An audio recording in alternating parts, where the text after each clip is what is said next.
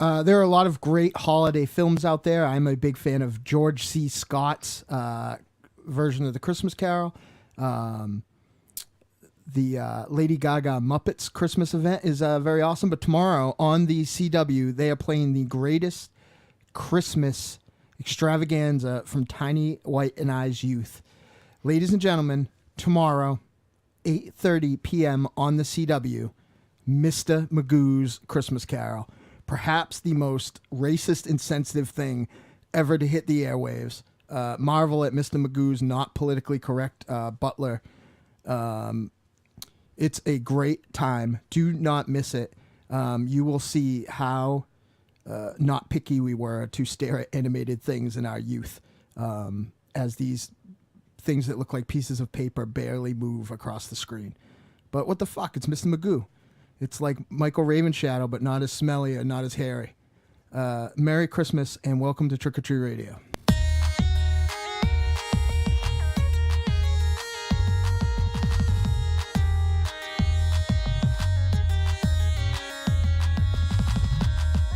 Welcome all you little zombies. You're listening to Trick or Treat Radio, starring the Deadites.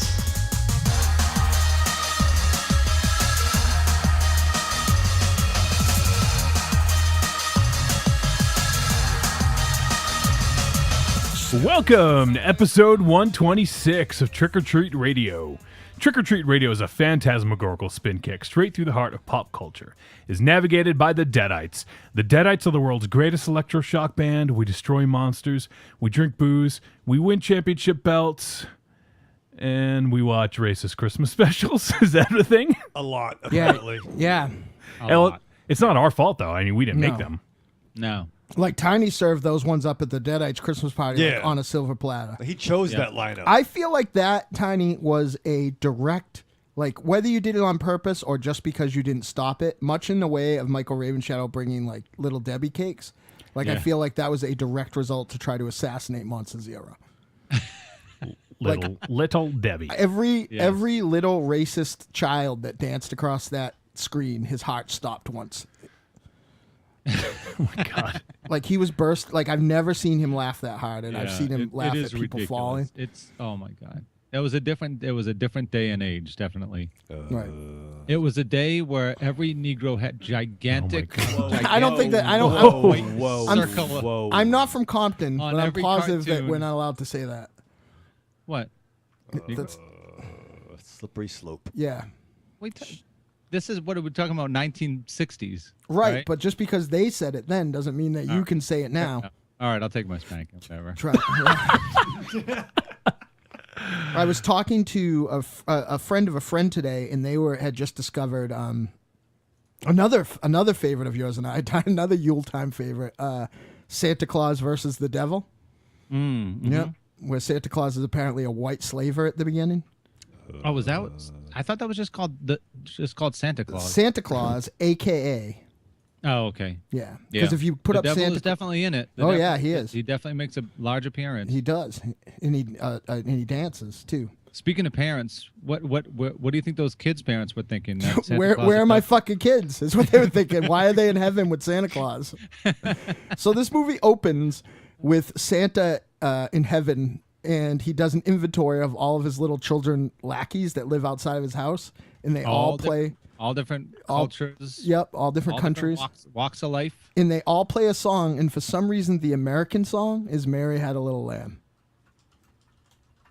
It's insane. It's Yeah. fucking Now insane. I haven't been to a ball game in a while, but I'm pretty sure that they don't like play that as part of our national. You can't just have kids, Santa. You can't just like have all these kids of different nationalities like in your possession. That's not acceptable. Why Brad Pitt and Angelina Jolie do? Yeah, that's a good point. It probably seemed, from a story writing perspective, it probably seemed like a good idea to throw all these different like races of kids in Santa Claus like workshop, but clearly like these kids were abducted. Do you think that like you just said something really interesting about this? Yeah.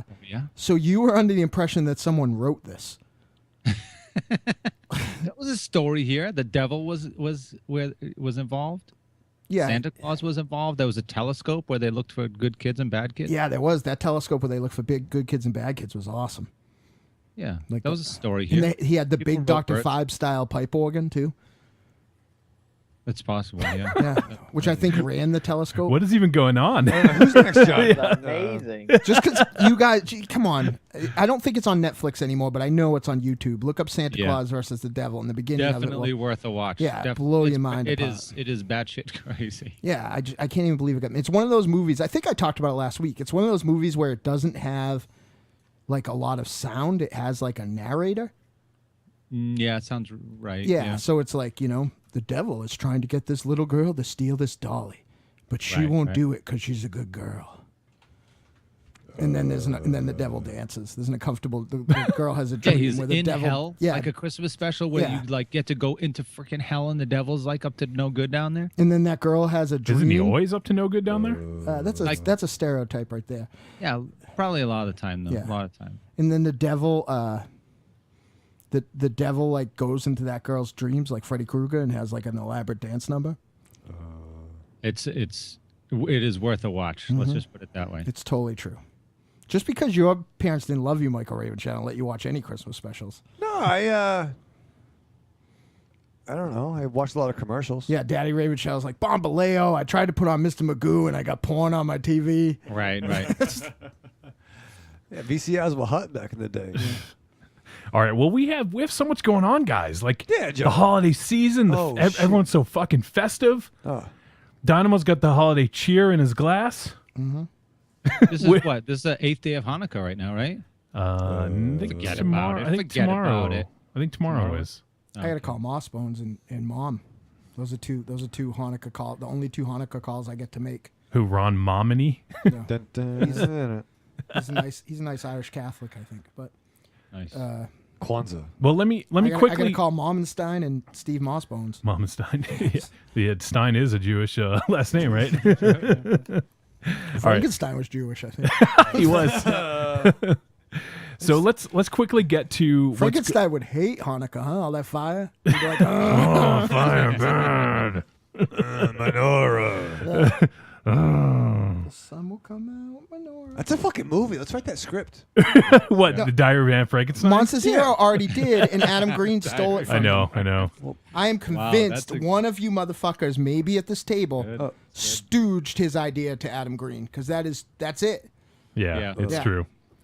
Oh, well, that'd be Shaka Khan. That guy's got, Shaka Khan. that guy has had two good ideas, and they have both been stooged out. No wonder he's disappeared. So wait, Diary of Anne Frankenstein is a thing? Yes. That's amazing. MZ came up with it like years ago. Yeah. Yep. He's like, I should write the script. We're like, yes, you absolutely Yeah. fucking I should. think both Wolfie and I offered to Yeah. to write it like for him too, Yeah. like just to make it happen, like do the actual like typing, like just make it happen. And he was just like, no, I'll get around to it. Yeah, and then he bought fucking Starscream action figures. No, this was He's fucking 43 fucking years old. so the I script. buy lots of action figures. Yeah, but you write. I mean, I do. mostly legibly. Yeah. But you write though. Nobody wants to make anything I write though, so it don't matter. Tiny's the only one dumb enough to work with me. All right. What well, let's. happened to Adam Green?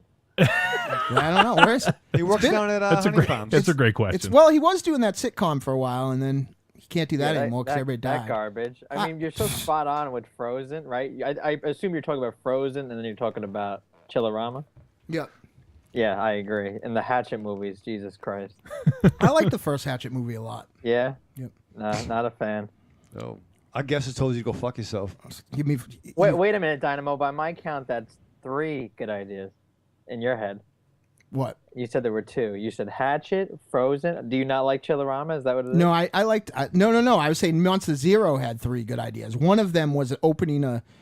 Keep in mind, there was no story. One of his ideas were opening a slasher movie with a girl on a meat hook through her all the way up to her mouth. So that took was his that other, one? huh? Who took that one? Geez, I can't even remember. I think one of his peers. I think it might be in this like what's the hobo slash fiction that One he's of working his, on now? who are his peers? That is a exactly? very good point. John Wayne Gacy. Yeah, that's a very good point. Jeffrey Dahmer. Yeah, fair enough. Kim Jong-suk. Who's the guy who runs Korea?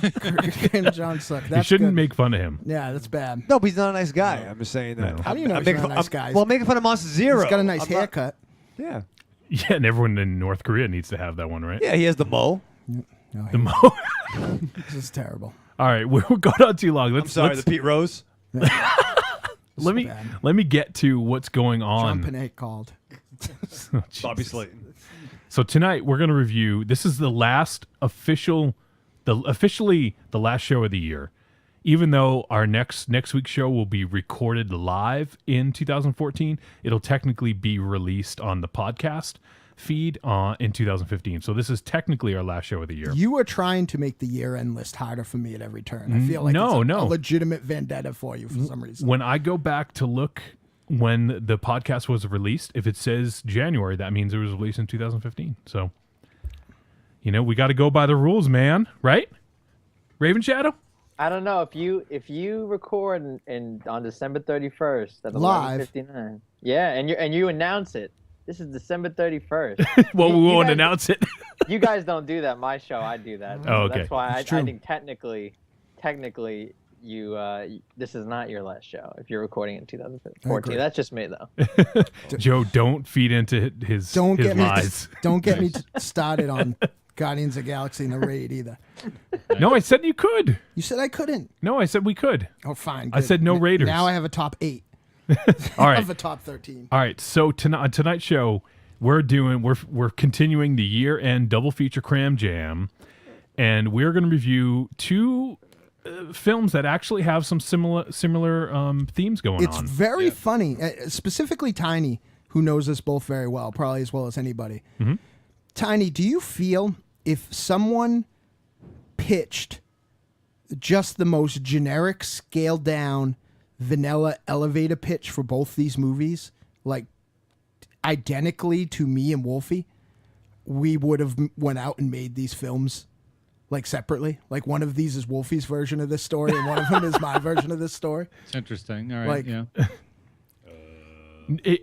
That's a compliment to me. If it's the one I think you're. All right. Well, we're going to review This is exciting. I want to talk about the this. two films. he traded It's in gonna be a great show. It's gonna be a great show. It's going to be a good show, right? He traded in Bombaleo for This Is Exciting.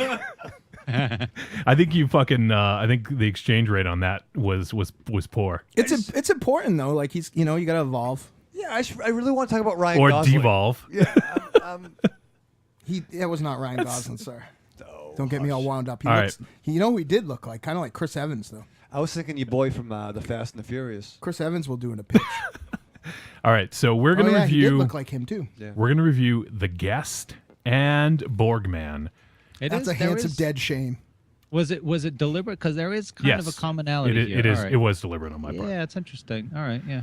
Oh, you'll say it was anyway. No, it absolutely was. All right. Yeah. No, it's cool. It's very interesting. Because we were going to do Borgman at one point, and I figured it would just be good. Borgman, not Borgman. Borgman is my movie about the freaking man Borg that becomes more Borg than man. That's a Rob Zombie song, I think. Borgman. Ingmar Borgman. Nice. More Borgman than man Borg. Yes. Rob Zombie song. I was fucking bored, man. All right, so those are the two films we're reviewing. We're going to get some feedback later on. We got some voicemails, all sorts of stuff like that. We're going to spread the holiday cheer all over your ear. Does that work, Raven Shadow? All over the studio. I feel like I got hit with the holiday chair. Yeah, special guest Sham Wow. We have someone in the chat room. Sham wow. We got Nomori Kayoshiro Yes. Nice. hanging out and in the chat room. I hope I said your name right. This is exciting. Welcome to the chat room. Jesus. This is outrageous. Nomori wants to adopt an Indian baby. Who doesn't? Wait, terrorist or TP? Come on. Oh Jesus. boy. Here we go. Let's be clear. It's Christmas. We're off the air. Come on. Special God. guest. It's a valid question, right? iTunes, we're sorry. Raven Shadow. It's gonna take like XSplit, we're sorry. it's gonna take like 45 seconds for them to answer because there's a delay. All right. Great. We're not gonna hold up the show. Our guests on delay? Nomori says yes, correct. Yes! Right? XSplit was sorry. Amazon was sorry. House of Horror was sorry. Borgman, we're sorry. sorry. Dan Stevens, We're a.k.a. sorry. Ryan Gosling, a.k.a. Christopher Evans. AKA the hot dead guy from the Fast and Furious. Paul Walker. Paul Walker. We're sorry. He was handsome. That really is. Excited. That really is a dead handsome way. Shut up! I'm gonna reach over this fucking table and I'm gonna choke you out. kinda look like That'll Brad- be exciting. Stevens kind of looked like Bradley Cooper too. Like he was like a chameleon. yeah. Like he's He's just a handsome man, I He guess. was Chameleon. These Yeah. are typically handsome men, right? Yes. I actually met him about 2 weeks ago. Really? He's a night at the museum, and I freelance in the city for this company, and we interview some people sometimes. And him and the guest. Let's put it this way: him and the guest, like in terms of fashion, it's him. Really? In reality, like that's him.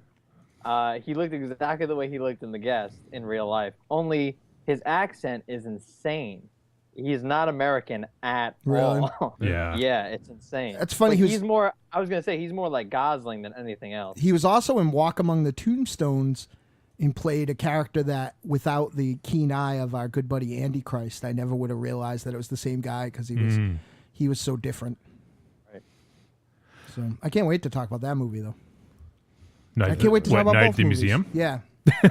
I've never seen any of those. I haven't either. No. Me neither. Yeah.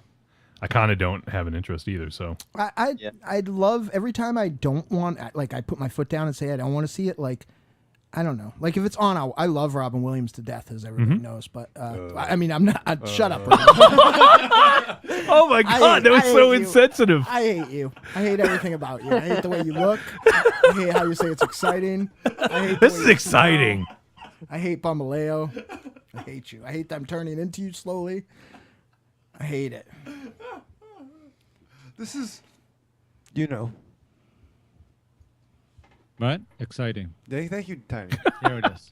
It's gonna be It a is great fucking show. exciting. It's gonna It be a great is, show. right? Oh man. Oh my God. You know I what? am completely sprung right now. It's totally inappropriate. You sprung Sprung. like a water wiggle? No, I actually sprung for a Roland JD800 recently. No. Oh my God. Your kids have no presents, Yeah, Tiny. it's It's just- a fucking shame. It's just rat boxes of No, IOUs. the kids have lots of presents. It's I don't wanna imagination make a lot of money. Christmas. You know what it is? Nobody lets me stop working. That's true. how it goes. That's why you weren't here last week. That's why I make so much money, is because nobody allows me to stop fucking working. Wait, where were you last week? You gotta set the record straight. Yeah, here. I don't even remember where I was earlier today. Myra was giving me hell that you're always the one going out on special missions. yeah, Well, I'm the only one that does any freaking work anymore. That's fair. it's true. Check. I'm the only one with a freaking weapon that's ready to deploy. You should have been here last week, fucking Tiny. Really, yeah? Because Myra Why is was that? here with Dynamo. It's Yeah, a it's euphemism for his penis. Oh, I see. I The see. irony of MZ. that is that my future ex-wife, thought that she was too mean to me, Yeah, I saw that. I saw that exchange. and yeah. I felt like I was gonna get like Miss M called me a few times. I didn't answer. Like I thought I was in trouble. So Yeah. Yeah, I mean, for somebody that makes fun of you anyway, putting a microphone in front of them, that's kind of like the deal, right? yeah, I didn't think she made fun of me as much as not as much as she does in real life anyway. There you go. But she can because she's amazing. Dun, dun, dun, dun. she talking about me. Yeah, didn't- exactly. Not that she said that, but that is the Myra ring. And Wolfie has that ring now. I know how to change it. How fucking disappointing is that? To run across the room and have it be Wolfie. All right. Well, let's get to business here. This is exciting, Raven It is Shadow. exciting. Who's on the show, Johnny? Well, let's get to that. Actually, that's a good point. Thank I- you. It's like We're like only Santa 20 Claus- minutes in. Yeah. And And 20 if- minutes Santa late. Claus abducting children from all over the world. Let's get to business. I am Johnny Wolfenstein, the pencil pusher and producer of media for Trick or Treat Radio and the Deadites. We also have the immortal gunslinger, singer, and lyricist for the Deadites, Dynamo Susan Mars. Oh my lord! Welcome to the jungle. We got Conky Grease. We got everything. What's What's happening to me? Bambaleo. Oh my God! You are growing a it's- beard and it's- growing your hair out. It's like it's true. It's like I got bit by you. I didn't. You know what? I've been spending a lot of time at your house while you were there, and I didn't know you were a sexually transmitted disease. Hey, We also have the katana wielding, synth hoarding, leaf pile jumping. Although you can't really do that much anymore, No. Tiny. Snow Maybe fort building. maybe I do build a mean snow fort. Okay, and mask wearing composer. Wait a minute. What gives you that qualification? What, snow fort building? Yeah. Have you oh, seen snow my snow fort. fort? I thought you said snowboard. Snow Borgman. Snowboard building. Yeah. Yeah, that's what I do in my off time. Yeah. I'm just planing wood constantly. Yeah. As a. Keep in mind that you like. The reason I was incredulous about it wasn't that it was ridiculous. It was that like the first day that we hung out, you tried to kill me with a. You can just see it. He made an ornithopter. Does anybody know what that is? Nope. It's like a glider, and he let me test it out and almost fall to my death. Well, we both tried to fly it. Yeah. No, I think you just got caught in it though. I think that you were trying to execute me. I don't think that you were Yeah. necessarily. Aviation wasn't really my thing in my teens, apparently. No, your teens. You were like 11. It's possible. Yeah, it's possible. You're like, I I'm gonna can't. kill I was this either weird old 20 guy. or 11. I can't remember. No, and it's funny, true. It's because the level of responsibility that we had at either one of those ages were pretty comparable. Hold on one sec. I'm just switching planks here. 1 second. Yeah. Okay, there we go. Can I ask you a question?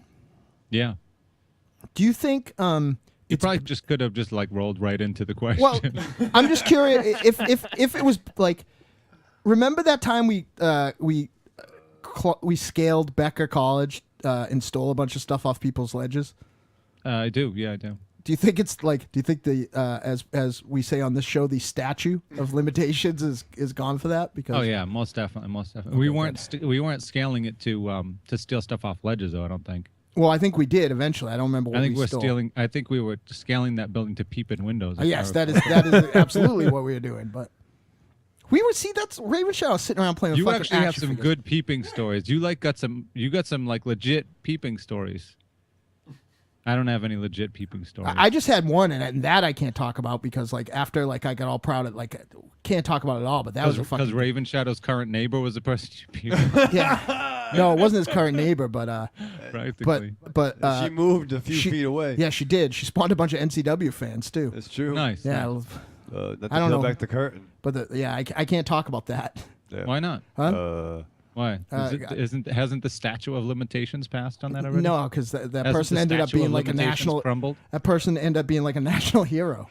Are you serious? Yeah, not her. Local. What? Yeah, huh? What, the guy that was having Tiny. Yeah. relations? Remember what happened the night that we had the giant scavenger hunt? Yeah. No. You fucking. Because you were What? too busy laughing at the scavenger hunt to know that Worcester was in flames. That happened? What? Wait. Yeah, Oh, forget that. it. Yeah. Yeah. Oh, yeah. Was that day? Yeah. That was a scavenger hunt day? Yes. And that was the person that did that thing that you saw? Not that they did. Yeah. Well, they didn't do it. That was the good guy side of it, Wow. not the hobo side of it. Right. I think I understand. Yeah. All right, tiny white folks. The longest intro ever. Yeah. We also have the chain smoking. How do we hand get from kissing, snowboarding to that? baby shaking, hot It's pocket, amazing. hot pocket loving, comic book reading nerd, and the official smoke machine for the Deadites, Michael Ravenshadow. That's right, Johnny. And don't forget that the elves are wrapped in leather and the angels are in chains. Christmas with the devil. The sugar plums are raptured Stop him. and the stockings are in flames. Christmas with the devil. That's not exactly how it goes. I You think it should is. sing it. Well, no, I'm just No, telling please you. no. I'm just telling you. That's the only record that does the Christmas season justice in my mind. Spinal Tap. 1984, Spinal Tap's Christmas with the Devil. You're welcome. All right, Dynamo, why don't you go ahead and introduce our special guest co-host who has been talking, but we haven't introduced him yet. Yeah. This is someone who I don't. I would say our agreement on film is about 50-50, but we both. I would say I'm not going to speak for him, but I highly respect his opinion in film, despite the fact that I felt like I almost walked down to Long Island when I found out he was watching me, myself, and Irene the other day.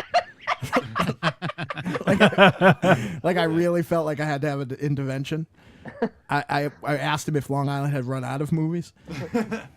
But from one of the coolest podcasts around, ladies and gentlemen, Joe from the House of Horror. I wish I could say it was a pleasure at this point. Just say it's exciting, Joe. I am so excited to be here with Raven Shadow and Johnny and Bambaleo. Bambaleo. Bombaleo is a person now.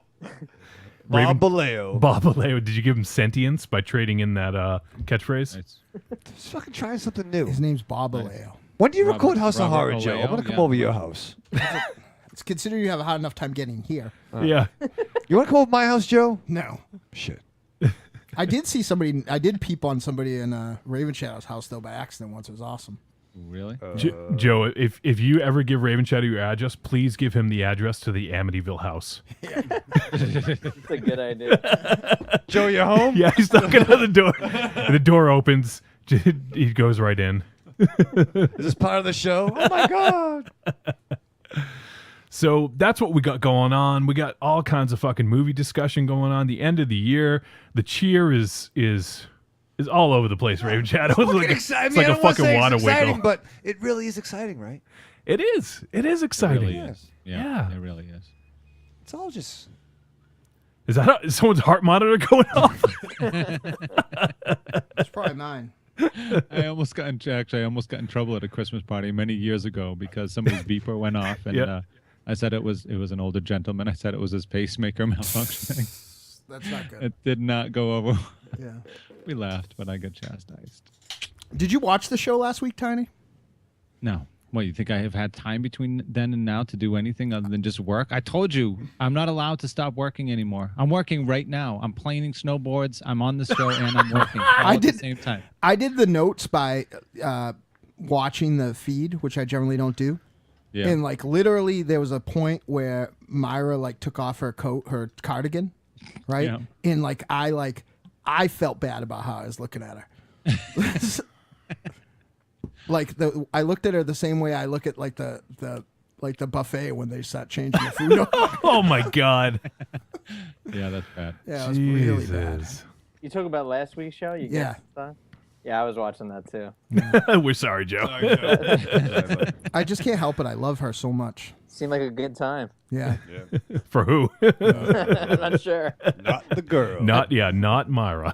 Yeah, I was like, oh, look at her. What is she doing in this middle of this room next to Dynamite? Right.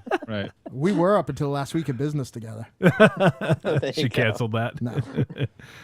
All right, so I'm not gonna pimp all the stuff too much, but what I will say is we're gonna extend our contest until the end of January because things are just a little too crazy The this month. XSplit one? The XSplit one, XSplit. yep, and also the Amazon one. So Yeah, do it because, like I said, V-Times Day. yeah, so real quick, if you want to enter the XSplit contest, you can win a 3-month license to use XSplit Broadcaster and Gamecaster. It's a pretty fucking good deal because they do some pretty awesome shit. And just go. Basically, what you got to do is just send us a video of you telling us about. It doesn't even have to be of you. It can be. You can put your mom up to this. You can put some other relative or some stranger on the street. I don't care. But we need to know what your favorite horror movie is and why. So you can film it with your webcam, with cell phone, 35 millimeter, 70 millimeter, 16 millimeter, whatever you want, Raven Shadow, right? 8 millimeter. 9mm we talking No, about? no, not 9 millimeter. Why? That's dangerous. Click, click, boom. Saliva. Remember them? No. That was a joint back in the day. For who? The Saliva. So Saliva was one of the bands. Like, they were these like little offshoot bands that like had one song, but it was the same song. Yeah. Right? When I would do when I first started doing indie wrestling shows, everybody had Pantera or Rob Zombie. Yep. And then like they had one person where even though I hated the song, they would have like Saliva, or they would have the song. It was in Dawn of the Dead that sounds like somebody's torturing a monkey. That The sickness. yeah. Like those, but everything like other than those two songs, Torturing a monkey. everyone else had like Pantera or Yeah. Rob Zombie. It was outrageous. Like Yeah, I got true. the time that me and Tiny got to a show late once. In like I think it wasn't the White Eagle. I think it was like in Gardner or something like that. And I got there and I ran in and like like the other person's music was going, and I wasn't positive who I was wrestling because everybody had the same music. And I didn't know anybody's name either. So I was like, who's coming out? And they're like, oh, it's so-and-so. I'm like, I don't know who that is. Wait Right. for it. It's not the Big O who had said I was fighting on the board. So that's the one contest. The other Oh, I contest, just pooped my pants. again, Yeah, bad. This Jesus. is the worst show ever. And the other contest we have going is with on our Amazon link. If you go to trickortreatradio.com, if you're watching the live feed, you can see the website right there.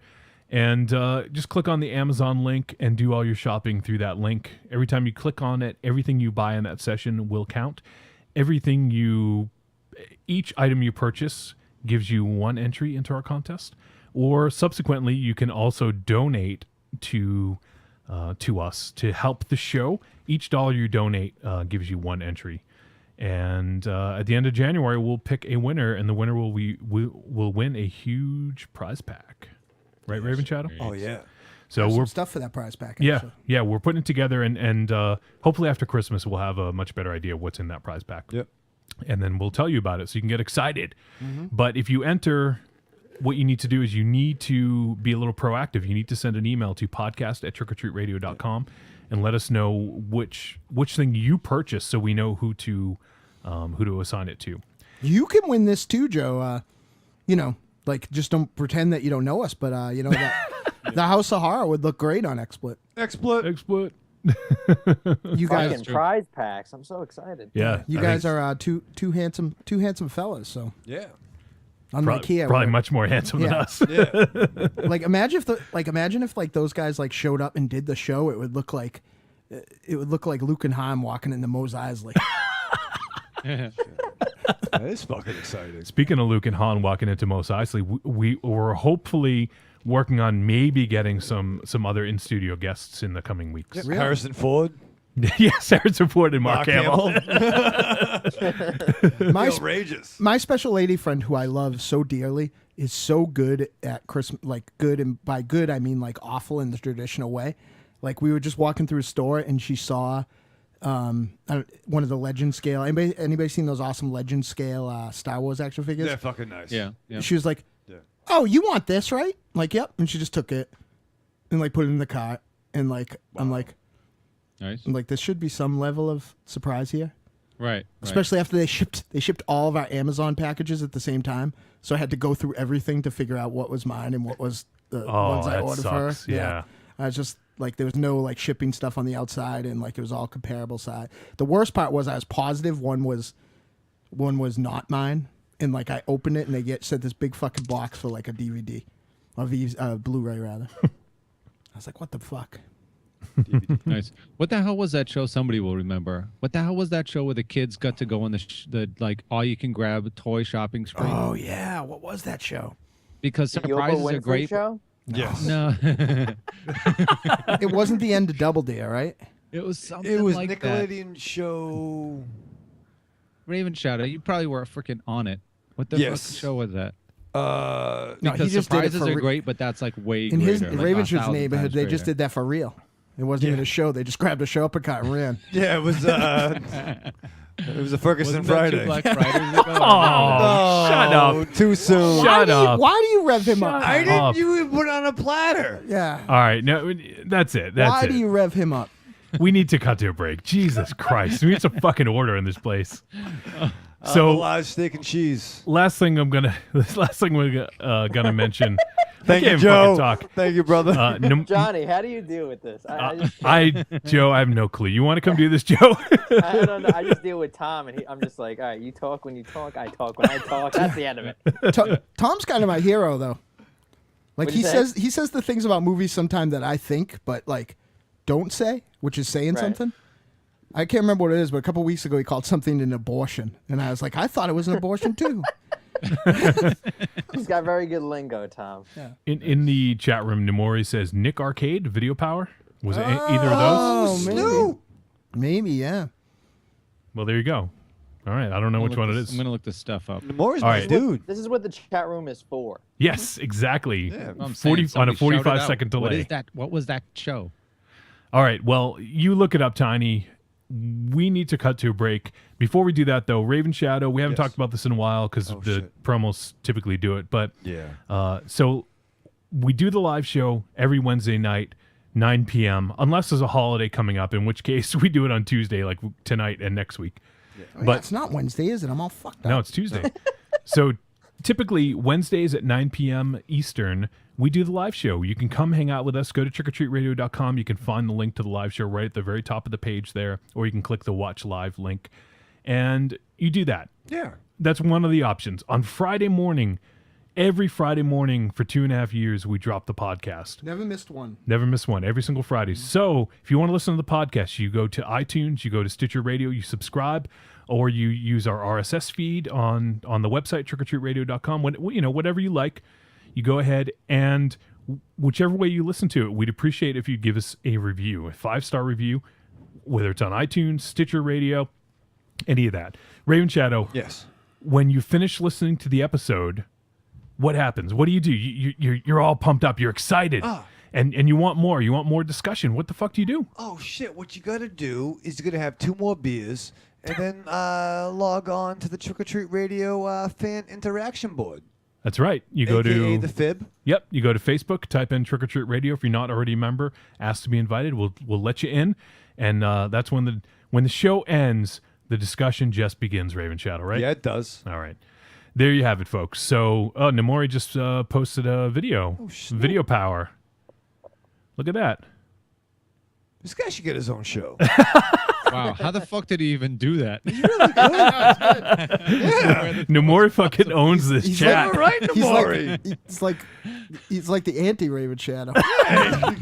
Here, let me go ahead and since Namori took the time. He's the CEO of XSplit. I Well, hope not, because we're gonna lose a sponsor then. Since Namori took the time to go ahead and post the video power link, let me just go ahead and play it and see what happens. Here's a hot flash from a previous video power. On your marks, get set, busted! 4 power players battle for the best. Teenage Mutant Ninja Turtles 2. Take it place right in to the what top. city? Yes. New York City. New York City is correct, and the 10 You won, Raven Shadow. yours. 4, 3, 2, 1, go! One big winner is the Mall Mania. All right, there it is. There it is. Was that it? Yeah, All right. What that was, but that was awesome. it was definitely 90, That 90 sounds right. something. How far into the video were you when they started talking about that shopping spree? I just started the video from the beginning. Oh, I got 31 seconds into it. Yeah, I feel bad though that no wonder that show didn't last very long. It was already going through menopause. They were having hot flashes. I'm on a Golden Grams commercial. What is this? Damn it. All right, we need to clear the air here because Raven Shadow is gonna probably stink it up, and Dynamo is already stinking it up. So we need to take a break. We'll be back, and we're going to discuss our featured review, The Guest. You ready for that, Raven Shadow? Yeah, I mean, we got a guest. We have Joe. Yep. This is fucking exciting. It's gonna be a great show. It's gonna be because it hasn't been yet. Yeah, start- Yeah, we're gonna start off. Why limit ourselves? yeah. All right, Raven Shadow, what can the folks do to get all lubed up for this? Good question, Johnny. I it's want a bad you question. to wrap up your last minute presents. Get it all strung out on the floor. I want you to turn the space heaters on. I want you to get your mistletoe belt buckle. And then I want you to strap on. All right, we'll be right back. Do you love a scary story? Do you love to dance? The Big Scary Monster Haunts at Midnight is a collection of dark songs about sex, love, death, revenge, and the end of the world. Brought to you by the world's greatest monster hunting electroshock band, the Deadites.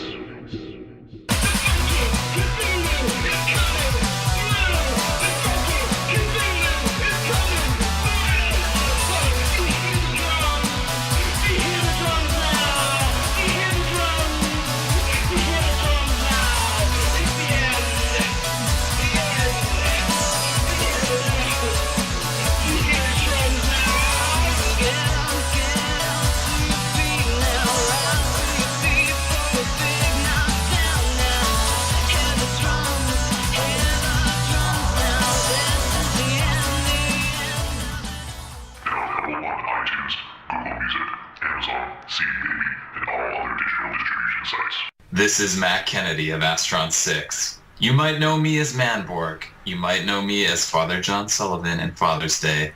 But what's important right now is that you're listening to Trick or Treat Radio.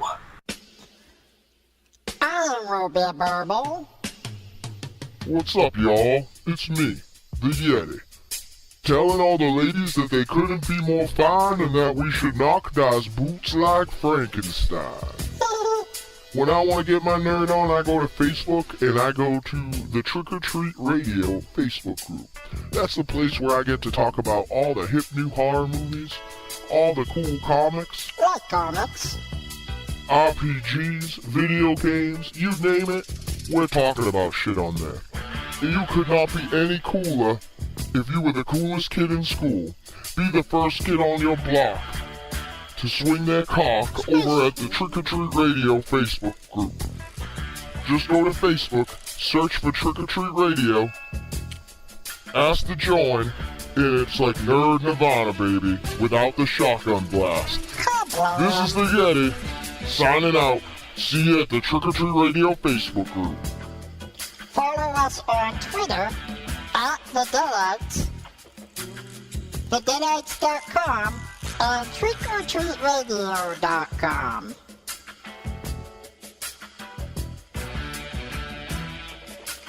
I can tell you I'm never coming back on this show. Especially now that I did that thing that you just made me do. Which I will be sending you an invoice for.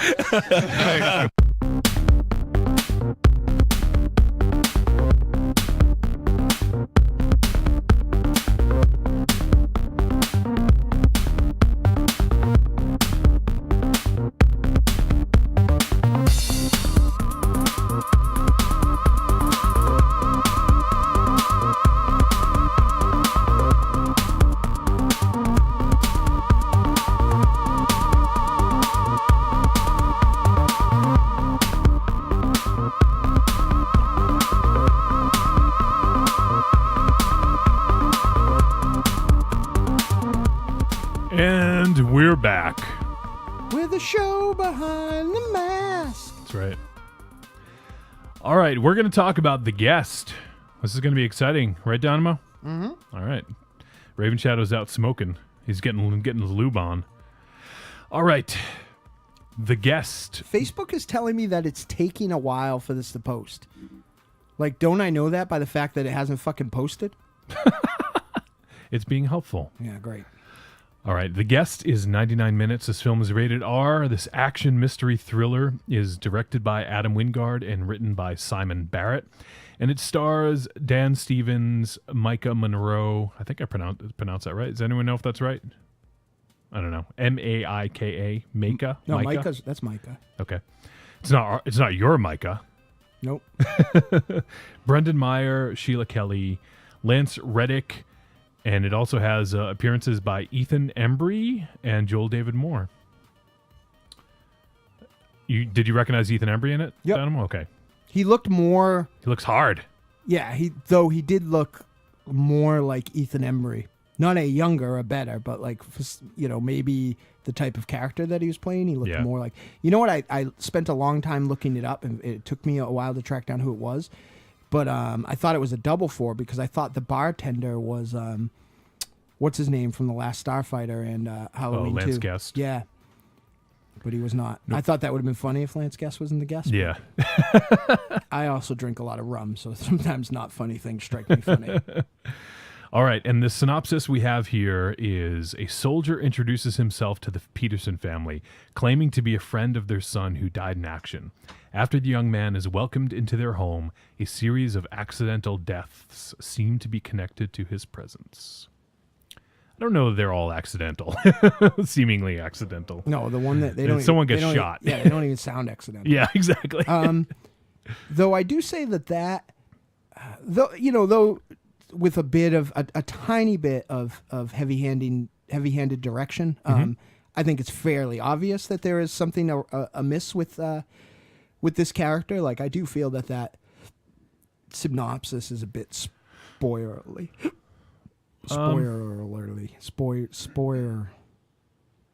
Spoilerish. Spoiler alert. Thanks.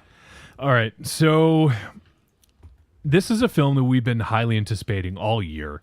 As if you go back to the last episode that Joe was on, Joe was like, I want to review this with you guys. And then it just took so long for it to hit VOD because it was playing in select theaters for like forever, it seemed, and never went beyond select theaters. So it's unfortunate for Wingard and for everyone else in this film because it's been getting a lot of praise, and it's too bad that it didn't get more of a platform to sort of get out there and show itself. But it's on VOD. You can watch it now in your homes, and that's what we did.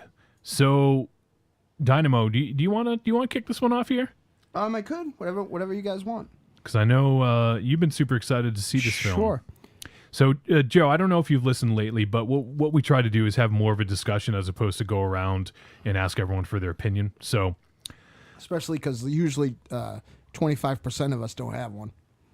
Yes. Can you guys hear me still? Yeah. I'm Tiny and I are still getting music in the background. Oh. We can barely hear you. Like really loud, and girls screaming too, like really screaming. Let's just go like to commercial. Having a super great time.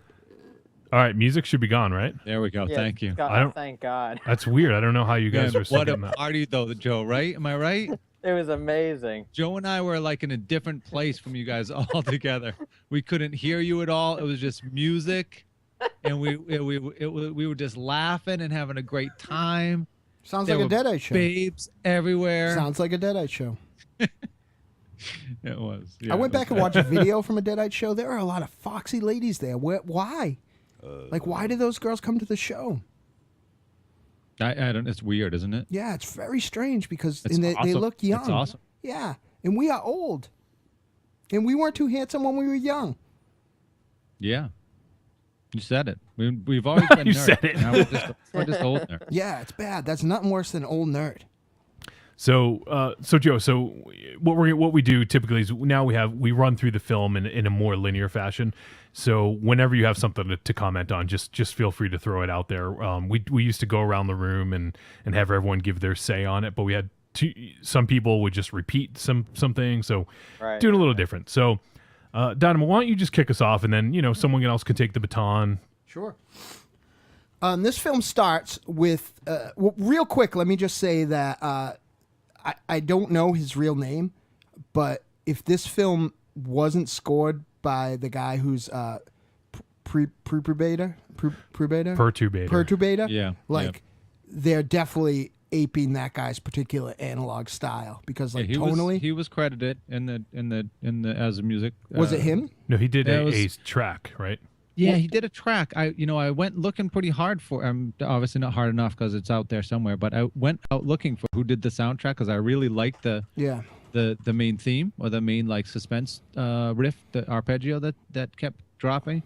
I didn't find the answer. I'm sure it's out there somewhere. I'll go looking for it right now. But it was good. The music in this film that wasn't the score music, the actual like pop songs, and you should tell your wife to look out for this, were taken directly from a mix CD that I made for my sister in 1992. Yeah. Pretty much.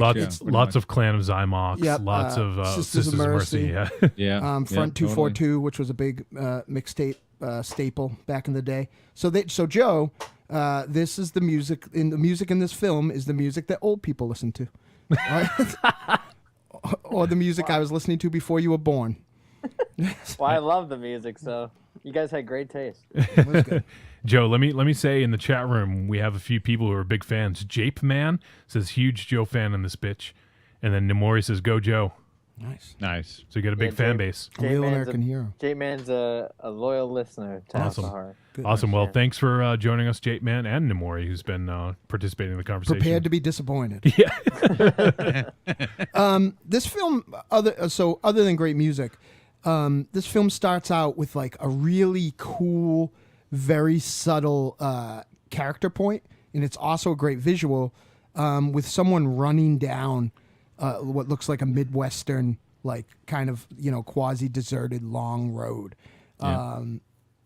like running at like an obvious military cadence, which tells you a lot about this character right there.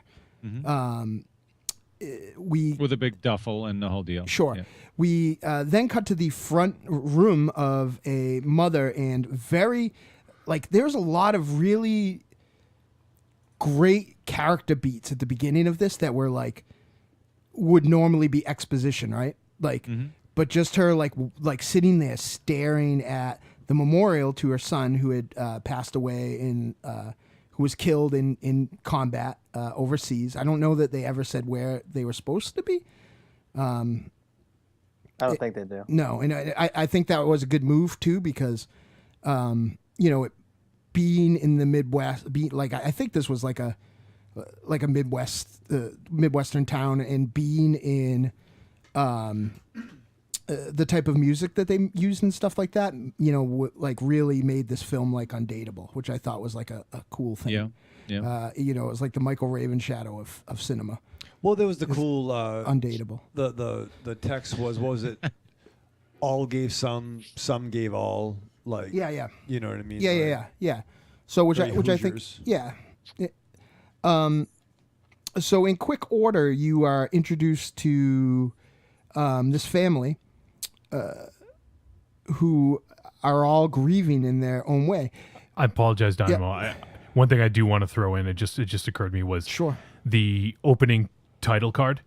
Super fucking simplistic, and boom, it sets that tone right away. You know you're getting an 80s, a sort of reminiscent of the 80s sort of action. That's or horror. That's what I got right away. It almost felt like, I haven't seen Halloween in a long time, but it almost reminded me of something like that. I will tell you, and it fits perfectly in this film. What would, if we picked this up as a VHS at one of our respective video stores back in the day, what would have appeared on the, everybody that's watching can see me making the symbol so they know what I'm going to say, but would have appeared on the screen was that big giant C for Canon. It was pretty cool. It also reminded me of though the music setup was different, All the Boys Love Mandy Lane, which looked like an old trashy horror novel, like the way they did the things. So it was, again, very smart art direction, I guess, to, you were in on the joke right away from the title card almost, Sure. And I feel like there was a lot of stuff in the first 15 minutes of this film that they managed to give you these great character beats, but not slow you down with a ton of exposition. And even when there was exposition, there was kind of something else going on that made almost the exposition be in the background. Like anytime the father was ranting, you were more focused on this character than anything else that was going on. But let me hop back. So Sure. The man who was running down the road is supposedly the comrade of this family's fallen son / brother, Caleb. Yeah. And he just comes in and says that he's here to deliver a message, and he promised he would, and he did it straight away as soon as he came out. He seemed so cavalier and so poor. I mean, so honest that the family, without too much, even the little bit of resistance that you get from the father initially, is overcome by this person's just fitting in perfectly for what everyone needs. Yeah, very polite. Yeah. And they're also still, seriously reeling from the loss of that son. So Right. The mother, any potential connection, they're just right, glomming right onto. and it. he manages to fit in and be all those things. He manages to be a son for the lost mother. He managed to be a buddy to vent to that seems to understand the father's work frustrations. He's a big brother to the little brother, and he's also, the thing that the daughter is missing is both a positive male influence and a idealized romantic situation. You know what I mean? He's, she has a boyfriend that she likes plenty, and he's pretty good, but this is like Prince Charming. This is like Ryan Gosling shows up to live in your extra room. And any girl or me would be really happy about that. So, it doesn't take long. Again, I was talking about this heavy-handed direction to learn that there's something about this person. He doesn't sleep, seemingly. Yeah.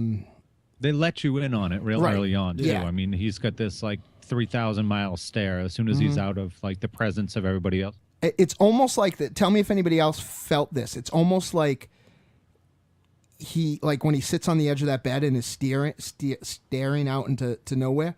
Yeah. He's charging, like almost like his facade takes so much energy that he's almost like not doing anything. Like it's like he's like in like shutdown mode. Yeah. When he's by himself. He's either in his mission or doing nothing at all. Right. Yeah. I'm with you. And is it fair to say, like this? I mean, like they said, we're in on the joke, but there's a point where you think this is going to be a certain cliche, like the old like Pacific Heights, or the old like I don't know what the genre is called, but the whole, stranger in the house, trying to whether it be the hand that rocks the cradle, Sure. or Yeah. whatever it Yeah. may be. Or the hand that rocks the dreidel. Hand that rocks the dreidel. That spins the dreidel. Yeah. It's a good one. It enters cliche mode, but it pulls it back so it's not a super cliche. Yeah, you kind of think it's. I agree. You kind of, and it does go. And it there, is sort that. of, to Yeah, be fair. it is. It is But, that. Like I love. Can we talk about the bar scene? Sure. Not yet. And- We'll get there. that's Yeah. fine. I'm super. Okay, yeah. That's exciting. So the person who the person who is the children are maybe because they're children and they're inherently a little more flexible, a little stronger, but they're the ones who it's a little bit harder work for him to endear. Because the burden's on them. The family's fucked. Right. So Well, they're also. I mean, she's 20 and he's what, like 15 or something. Right. They're also cynical. Yeah. as hell. Everybody in that town seems to be. right. Well, Soon to be she's kind of 21. she's like Oh, Jesus. she is Laurie Strode in the Halloween remake in Halloween 2. Like she's very cynical. The way she seems to be reacting to this death is like, she's already kind of like gothed up and stuff like that to start Yeah. with. And like, Yep. she's very withdrawn. Her father is very overprotective and overbearing. And the son gets picked on. So their initial take on this very clean cut person is that he's just another bro that, isn't from their world. Right. In two totally different ways, he Indoctrinates. thank you, into those two people's world, and that's where the kind of meat of the second act comes from, because it's a little more work. And this is also when we find out like what this person's go mode actually is, and it's not sitting on the couch drinking beers. It's dispersing people, Repairman Jack style, with open palm strikes to the neck. Right.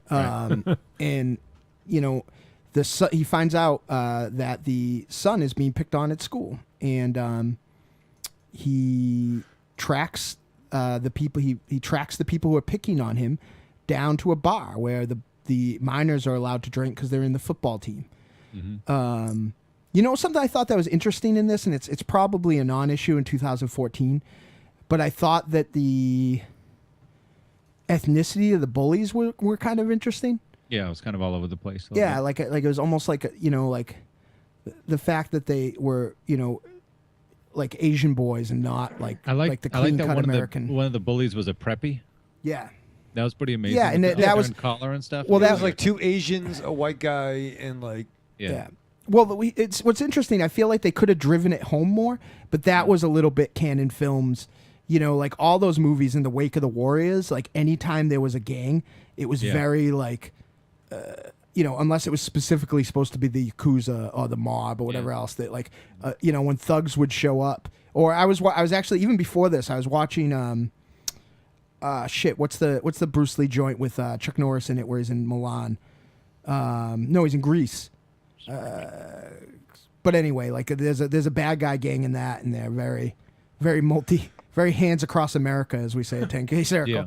But, so Way of the Dragon. Thank you. So, that was a very canon thing that they should have I felt like they didn't go far enough with, because like there would always be like a preppy one, who was kind of like the, in wrestling terms, he was the Buddy Lee Roberts of the Freebirds, that you felt like if you got him alone, you could put a whooping on him no matter who you were. Right, there you go. Yep. Almost like the original Downtown of the Kobayashi Maru, if you will. The one that you didn't think, he had a good talk, but you felt like if you could get a hold of that one, right, you might not be able to get by like Terry Gordy or Smoking Tie, but you could put a whooping on that one if you get a hold of him. And there was always like two, almost like central casting, like, oh, we need an Asian one. Yeah. And I felt like that was something that was kind of there, but they didn't drive it home very much. The Preppy being the most obvious one of that. I'm glad you picked up on that too, TW. So at the bar, he basically destroys these teenagers in a way that they've never been destroyed in their whole entire life. Effortlessly. Yeah. Effortlessly. Like brutally too, because they did a good job at, no matter how old they were, making the teenagers seem young. So it was a little bit shocking to see him like lay the smack down, if you will, on these guys. Let's talk about this scene for a second, because again, this was a scene right out of the 80s. The way the bar was lit, like no windows, eternally dark.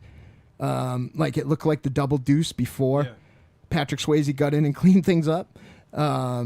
Like it was a very interesting like color choices in the room and stuff like that. Like very informed by what they were going for. Like you knew, even without prior knowledge, that what was going to happen. Like this bar was meant to have, pool sticks broken and tables smashed. You know. I know Raven's Shadow wanted to talk about the bar scene.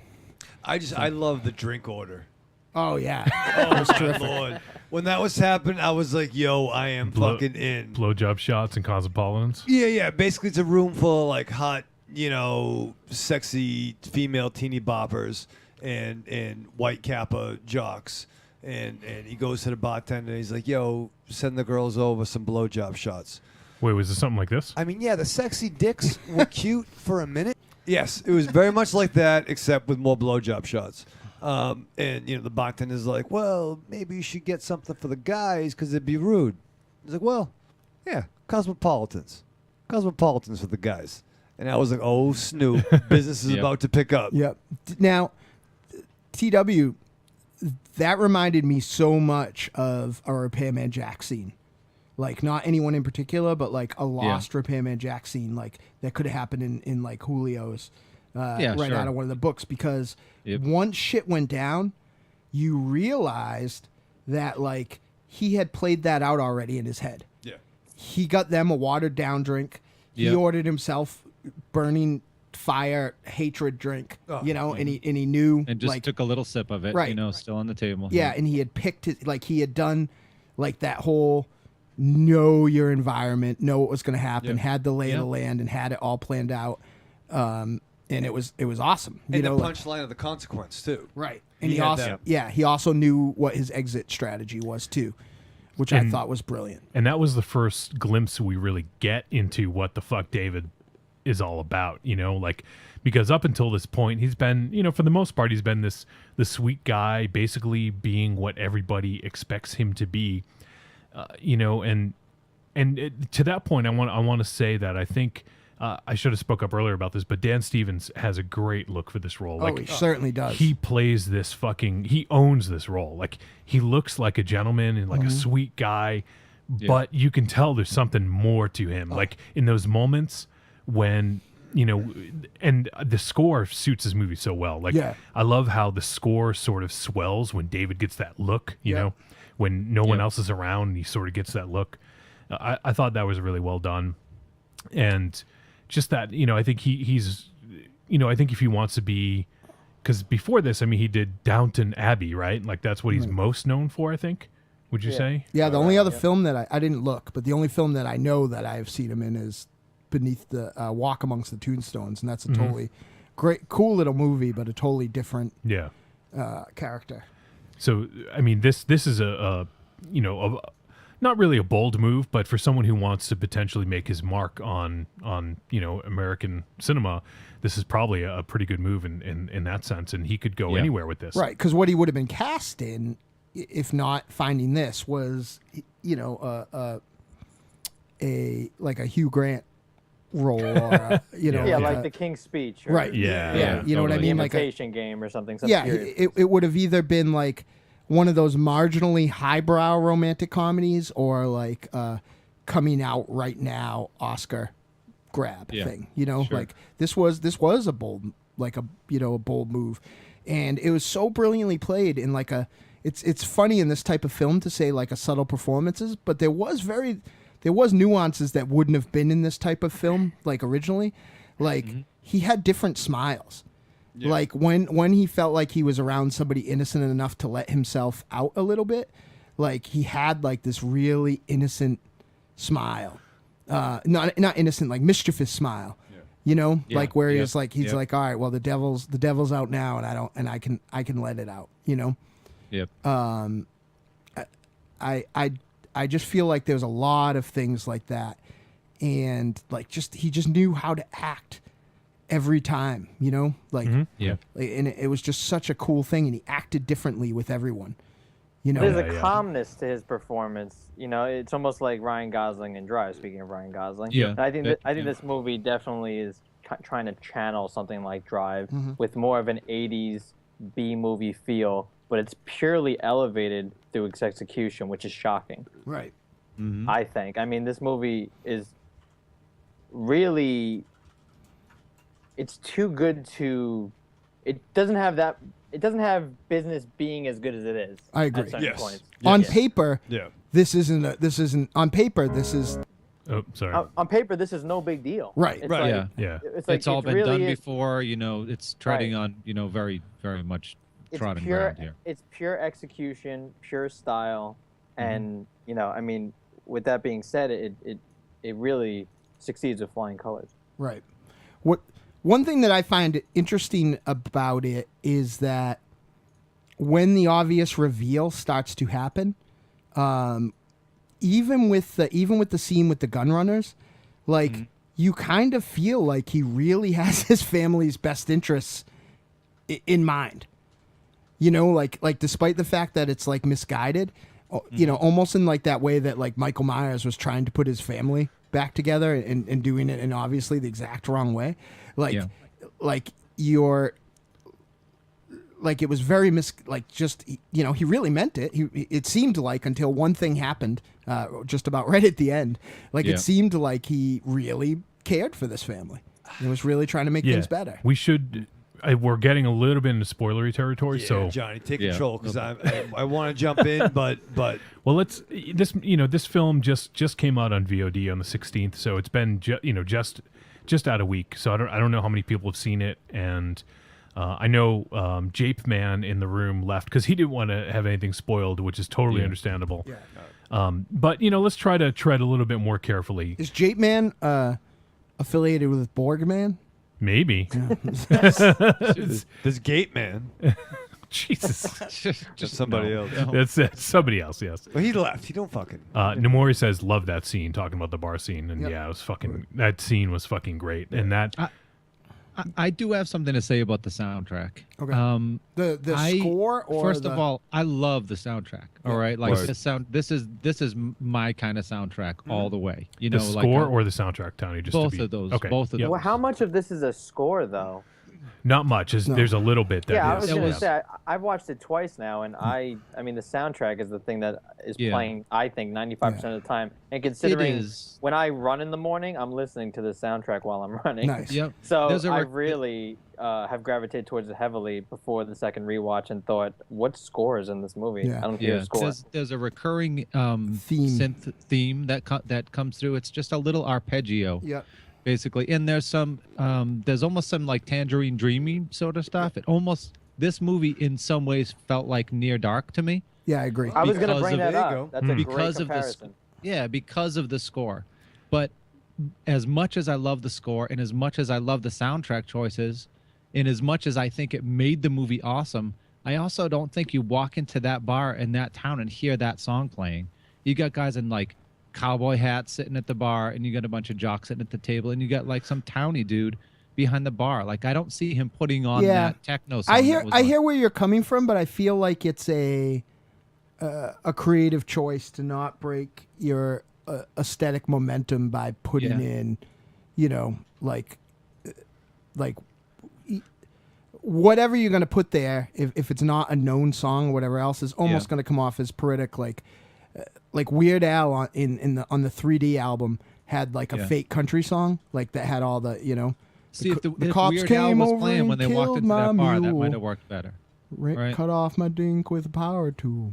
Right. Oh, that wasn't Weird Al, actually. That was one of those Dr. Demento alumni. But all right. Yeah, like I think that I think that though you're 100% right, I think that was and that was one of the I can't say for a fucking band that I listen to every day. I can't say the name, but I think Sisters of Mercy. No, that wasn't Emma. That was I think that was that's my favorite Sisters of Mercy. Maybe my second favorite Sisters of Mercy song though. Front 242. No, Perturbator. Perturbator. I think that it's was like the it's like Masturbator, but Perturbator. Yeah, that's why I can't get by because you know you would think as someone who's part of the Freebirds of Masturbation, I would be able to get around this. But or the your the direct Pied Piper foe of masturbation. Yeah, and you're the foe of the nation of masturbation. True. But sorry, Joe. But I agree with you 100%, Tiny. But I think that's all that is. Well, here, let me just read one. This is an interview with Adam Wingard about the score. And so it says, the question is, I suspect that the old school soundtrack was a nod to the iconic films that inspired him from decades ago. Wingard explained that it had more to do with the actual characters than anything.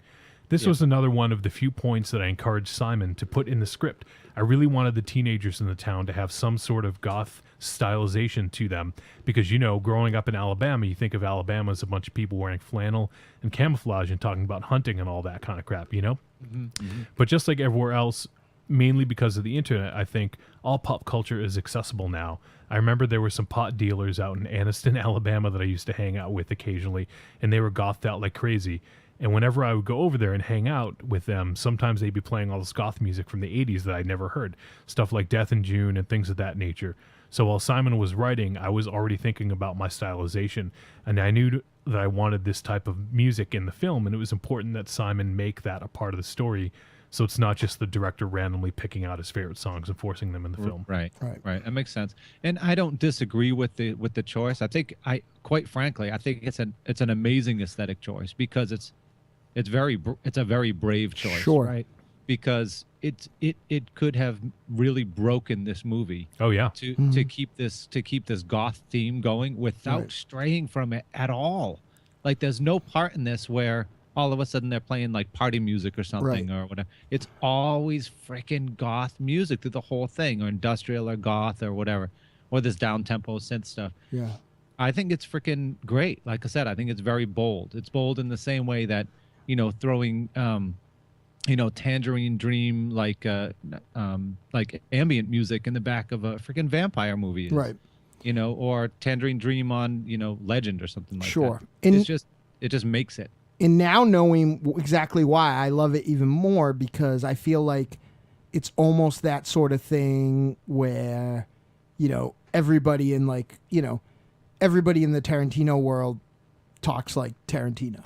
Yeah. You know, he just essentially decided that was going to be what stuck in this town. Like that was the music of this town, and that, you know, that's cool. Like that makes it stand out, you know? Like, and I agree. Something I want to add about the film score, it was actually the person who did the actual score, the elements that are, you know, the score parts was Steve Moore, who is from the band Zombie. No kidding. Yeah. And so, I mean, that makes a lot of sense because, I mean, I know myself and Mars, and I think even you, Tiny, have checked out Zombie. I love them. Yep. Yeah, very cool. And they're basically, if you take the Dawn of the Dead score by Goblin, that was like their biggest inspiration. Like most of their stuff is in that vein. It's very cool. Great. Yeah. It's cool. Very heavily synth influence, a lot of bass. Can I digress for a second after seeing this in Cold in June, Cold in July, like in a row? Yeah, you may digress. And I'm certainly not browbeating the cool filmmaker that's on the other end of Skype right now, or just, you know, like our buddies like Andrea or, you know, Steven, but please put us in a fucking movie. somebody. Like we're much cheaper than Sisters of Mercy. Like we'll give you, just put us in a fucking movie. Like all these other, like fuck that Steve Moore guy. We shouldn't beg. We probably shouldn't beg. What? No, we should beg. Jesus Christ. I'm hungry. Like not hungry like driven, like hungry like I need food. You're hungry like fucking Ryback. Yeah, like the Ryback. Like people are coming over my house for Christmas, and I have some of those a half of a thing of brownies that look like dreidels and a half drink thing of a case of Mountain Dew. Like that's all I have to give my family when they come over. That's a party, man. Yeah, I'm fucking poor. Like I need to movie people. If you're listening, Adam Wingard, like please, like ask Andy Christ, ask Michael Ravenshell just walked away in the middle of his review for some reason, but like we could like we don't even have to like tell us at noon that you need it at 1 and we'll do it. We gave you the doctor is not what he seems and the pod bay door is open like in a second, like the other day. We can do this. Open the pod bay door, please, Hal. Yeah, we could make this happen. Like that, I gotta say that Roland JD 800 that just came in, that's gonna be real sweet for soundtrack stuff. I miss that. It's been a while since we had enough gear that both of us can kind of roll around and play. But it made me realize on that night, like there's not enough for both of us. No, there is. No, that's just for me. Yeah. So, listen. No, it's fun. Hire us. Like you don't hire us, whatever you want to do. Yeah, like lower us. Like and I have to put out there that like Monster Zero and Michael Ravenshadow aren't involved. Hey. So like the part that makes you afraid of us, like doesn't matter. There's 2 foxy girls, 2 of the most beautiful girls in the world. He has no idea what you're talking about because he just walked in. Yeah, Right. So like just hire us, movie people. Hire us. We're so good. Video game people. Downton Abbey. Somebody hire us. Yeah. Jesus Christ, you're fucking desperate. I am desperate. Yeah, and it sounds bad. I don't care anymore. Yes. I'm hungry. Like, do you see the size of me? I can't fucking live off just that Mountain Dew and brownie cakes. I'd like it. I had to not eat popcorn. Dynamo? Yeah, what are you drinking, Dynamo? Tell Joe. Like for booze? What are you drinking? I have a delicious Moe's. They have one of those awesome soda machines at Moe's where you can they have 56 different flavor. Right. Yeah, and I have that, and there may or may not be the end of my Kraken black rum. May or may not. Yeah. But that's not why. Like I can't afford any more Kraken black rum. If you're listening to Adam Wingard, pay us in rum. No, not all of us appreciate rum. Most of us do. Right. I was actually going to bring up the atmosphere in the movie being very Halloweeny. And yeah. That was awesome. I just love movies around Halloween time, and I remember the trailer really playing up the visuals of like the mask from Halloween Season of the Witch, and just a jack-o'-lantern on a counter every time they would have a scene. I just love stuff like that. There's something about that, and this movie, and then obviously the climax taking place where it takes place is awesome. The atmosphere was great, along with the music that really. The juxtaposition there was, I agree, bold and ballsy. They went for it, and it's ambitious as hell. Yeah, that was another very brave scene, I think, at the end, because it was like it was cheesy beyond comprehension. You know what I mean? Like, there's no fucking way in that town that was happening for the freaking Halloween dance. But Adam Wingard's like, you know what? Fuck it. In this town, it is. You know? It's like Trick or Treat. Where it's like the town where they have a fucking Halloween parade. It was very culmination. Yeah. But I mean, that's the cool part of making movies that I feel like a lot of people have lost. Like the closest thing to it is kind of what I guess they called the DJ filmmakers who I really love those, Tarantino and Zombie to a lesser degree. But I feel like I just saw a picture of my special lady friend. I think that she's naked. Like, what's that picture come from? I have to. You can only follow a certain amount of people on Twitter, so I have to unfollow people so I can follow someone that true? new. Yeah, that's weird. Well, you have to keep your ratios at a certain level, Oh, so. So yeah, I feel like that's one of the cool things about filmmaking or making music or whatever, that you can do. You're making the world what you want, you know, and it's why, like, I'm never going to piss on like drama movies or romantic comedies or like, you know, whatever else. But like, I feel like for me, you know, and maybe I'm just a genre film snob, there's an element that's missing when you make like this super realistic movie, because like you're taking something away from the alchemy that makes film special from real the life. magic. Yeah, absolutely. You know, like where you're like able to say like, well, you know, there are some bad elements of it. Like there is, you know, not bad necessarily. You know, one thing I liked about the next movie that we're going to talk about is I found the lead, the female lead, very, very attractive, but certainly not in a conventional like Hollywood way. No. You know, in that way that like everyone in a movie is, you know, 40 in high school and super attractive. There are some bad elements of it, but there are, you know, when you go to like, you know, some of the best filmmakers working, like they make that world look like it is, you know, and even like a guy like Jim Jarmusch, you know, like he, like Detroit, like in Only Lovers Left Alive, for instance, or, you know, his other, you know, Dead Man, you know, like those worlds were like created from scratch. And that's one of the things of filmmaking that I feel like, again, you know, make what you want. It's art. It's you know, whatever, you know, gets you hard. But like one of the things that I feel like is missing is like you're missing that building a world. Right. Yeah. You know, you don't. I think that's not a genre thing. I mean, you know, I understand what you're saying about horror and certain genre stuff, but I mean, that's just good filmmaking.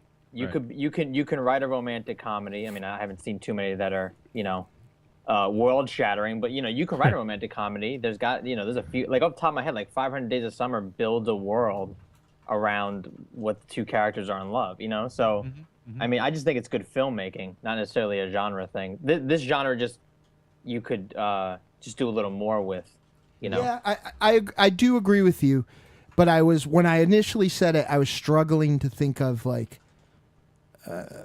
other films. Yeah, like something that does it. You know what I mean? Like, right. Well, The Warriors is a freaking awesome. Sure, but that's like certainly like, and even like my go-to for something that wasn't like necessarily like a traditional genre film was something like Wings of Desire, which is like certainly actually a genre film at the end of the day, like, you know, what it's about. But like, it's just like it's. I think what I was talking to directly, Joe, is films like World Trade Center, or that being a bad thing, or no, like that it being like, you're an ass, that it being like no, seriously, like is that a bad example, or is that a no, good like example? That's an example of, I feel like, a film that is like real life. Yeah. You know what I mean? Is that a shocker? No, no. But I'm saying like specifically. Hold on, but it's specifically for World Trade Center. That's exactly what they're going for. So granted, yes. So you know, everyone's going for what this movie's going for. Right, and and like I said, I don't feel like that's bad filmmaking. Like it's like, it's the same way I feel about like. It's just what you prefer, really. That's all it is. Yeah. Like I was sitting down with my father the other night, and we were watching Honeymoon. I don't know if you guys have seen it yet. No. A couple in a cabin on their honeymoon, and something bad happens, you know? Yep. And at the end of the movie, he's like, well, it was all right. There was only 2 people in it. And I was like, well, it wasn't going for... Yeah, that's the movie. You know what I mean? Like, that's the film. Right. You know, he put up movies like Insidious and The Others and... Hills Have Eyes. I was like, Dad, nice. That's nothing to do right. with what this is going for. Sometimes you have to look at. I mean, that's a conversation to say, well, this isn't for me, and that's fine. You know, I think that's what he was trying to say, but he was comparing it to great films that had nothing to do with what it was going for. Sure. Did he also dislike Castaway because he doesn't like volleyball? Right. Right. No, but that's exactly what we're trying to talk about. It's like, it's like, you know, what do you prefer in your films? You know, I like 500 Days of Summer for different reasons that I like Honeymoon for different reasons why I like The Guest. I mean, The Guest is a genre film turned up in a way that is, to me, like I said at the beginning of the review, pure execution. Right. I mean, like on paper, it's nothing. Even I don't know if you guys seen Honeymoon. Honeymoon is the best horror movie of the year. Really? And Honeymoon is a movie that is pure execution. You see it on paper, you're like, who cares? There's no movie here. Yeah, the guest is very much that. It's all about the filmmaker. Right. It's the filmmaker that makes this totally movie. agree. And I understand that it's a preferential thing. Like, and I get that. But for me, it's almost like having an infinite amounts of paints and only using the 8 that come in the little box.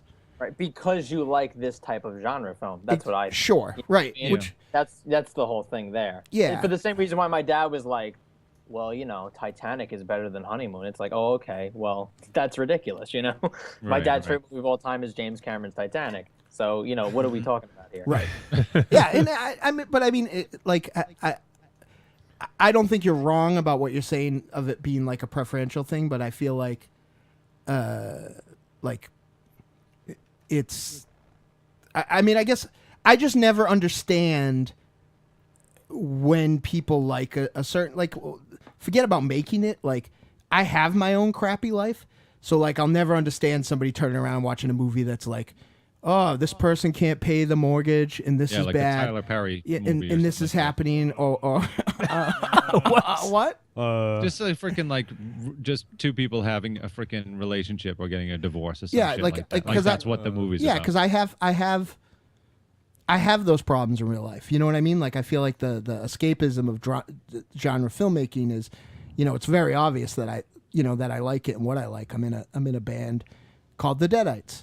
But that sounds like old John Carpenter music sometime, and I think that it just, to me, and I understand that this is a very broad statement, and it's 100% based on my preference, but I feel like you're not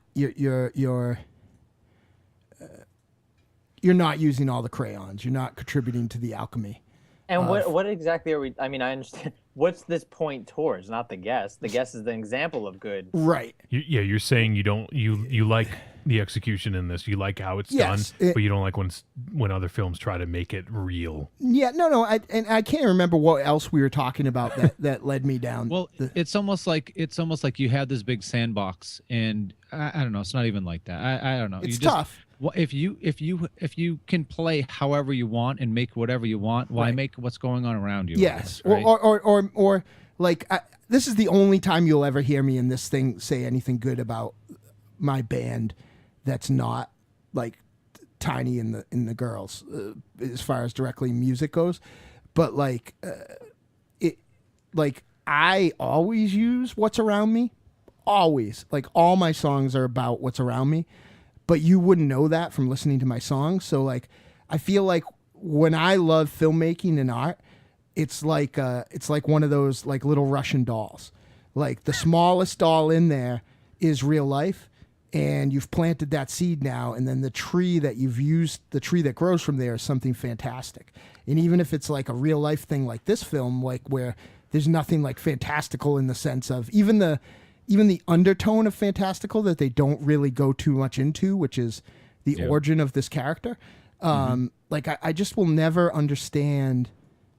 I don't even have a term for it. Realistic quote unquote filmmaking.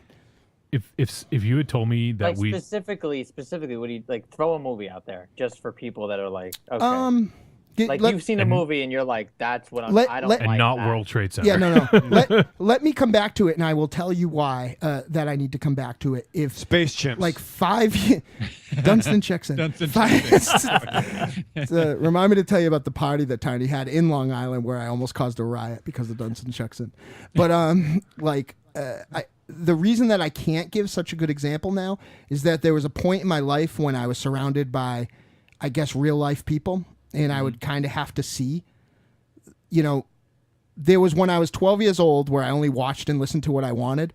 And then I got out in the real world for a while. I was an adult and had to see other things and experience other things and stuff like that. But the reason I can't come up with anything right off the top of my head right away is because I'm back to being 12 years old. It's all Depeche Mode, John Carpenter, and Iron Maiden again. Like I don't even I won't even go near that stuff. And you're talking like Raven Shadow. Yeah. If someone had told me prior to this review that half of it would be spent on not talking about the movie, I'd say you were crazy. Not to say that it's a bad discussion. I'm just, I think this discussion is awesome. Yeah. I mean, Tom and I talk about stuff like this all the time, like movies that are not for you, and does that make it a bad movie? Right. Like with Tom and I have had this ongoing debate about like Prometheus. Like he came out of that movie, he was like, that movie's not for me, and it's a bad movie. And where it's the opposite for me. It is literally the movie I didn't know I wanted to go see until I rewatched it, and I was like, yeah, this is the movie I wanted to see. I'd go with you, boy, on this one. I'm with Joe. I like really? it. Yeah. It's a fascinating concept to, my dad, I keep talking about my dad, but my dad's really interesting in the sense that like he only wants to watch, as a 50-something-year-old guy, only wants to watch beautiful women on screen. He watches horror movies, he watches dramas, he prefers Just Go With It, starring Adam Sandler and Jennifer Aniston. And because it's about real life, like he's actually the opposite of what Dynamo's talking about, like literally the opposite. It's like here's when you watch movies where you're like the Tyler, like I'm not saying he watches Tyler Perry, but when you go to the theater, when you go to the theater and you see the trailers and you're like, who the fuck is watching that? Right. It's like that's that older demographic or the demographic that you cannot even see on your fucking radar because you're too busy watching, for myself, David Fincher, Christopher Nolan. Movies, it's like who's going to watch? There you go. What do you mean? There you go. I feel like for me, you hate Nolan. I don't hate him. See, I adore him. The Batman films specifically. You're correct, Joe. I feel like too much of I feel like real life is getting into my chocolate with those Batman movies. Like I feel like that's not what I feel like why the Batman movies were such a big hit is that they were almost made palatable to like a mass market audience by their kind of realism, hence being a hit on a global scale. I think there's a little more to it. When people write off the Batman, what are you even talking about, Raven Shadow? It means that's why it was a hit because people seem to but enjoy it. your example for everything is that how much money it made, validating how good it is. Everything. Yeah, by your sliding scale, New Kids on the Block is one of the best bands of all time because they sold a bunch of records. Yeah, but Guardians of the Galaxy was huge. I'm not right. No, I don't want to fight with you, but I feel like the Marvel movies are almost like a direct everything you said about the Bat flicks was correct and why it was a hit. I didn't like the third one, but that's why it was a hit. Is because it had a connection with people. Didn't I just fucking say that? Because Raven Shadow didn't like it. That's I was backing you up. I was saying that's why it was a hit. Right. But I feel like... Can we get Joe's dad on the show next week? But hang on, though. What Batman film do you prefer? See, I think, the 1966 Adam West. I dislike all of them. Shut up. Bat, sharp, or plunge. Okay, so I would say Batman as a whole is not for you. If you're still watching them at this point, it's insanity. No, I love Batman. That's kind of why I keep going. Scary for that's why I keep So going back. what rendition of Batman? There's been a lot. It just hasn't existed yet. Right. Really interesting. I feel that way too, actually. Yeah. And to me, I mean, as a guy that grew up as a 5-year-old with a blanket around my neck, thinking I was Batman, I grew up with Michael Keaton, thinking that was the best Batman. And recently, that's a bad. I was brought to tears in Dark Knight Rises, and that was 22-year-old me came out of the theater saying that's the Batman I've always wanted my entire life. Now, you bring up Batman in the realism sense of like, oh, it's in a real world, and that's what taints it for me. But in the same sense, Keaton's was in, I think, a slightly comic book universe. I think that Schumacher's was in a kids cartoon live action universe, and then Adam West is really the cereal box universe, right? Or the pop culture universe. I mean, for you to not latch on to any of that, to just pick Nolan's films out of a hat seem a little crazy. Like to say, okay, it's crazy. But it was different. I didn't like the Nolan films and the I can't believe I'm so old. His name escapes me now. The Michael Keaton films. Tim Burton. Thank you for entirely different reasons. You like them or don't? I didn't like them. You didn't like Burton's films for entirely different reasons than I didn't like the Nolan films. Right. I feel like they both did one of the same things wrong. That, like, I'm never that guy who like feels like, whoa, well, that's not the way like the character is. Like, it doesn't bother me. My other favorite superhero being Spider-Man, they do it different every single time, like every single reboot and every single cartoon and whatever else. But I feel like Batman is the easiest one.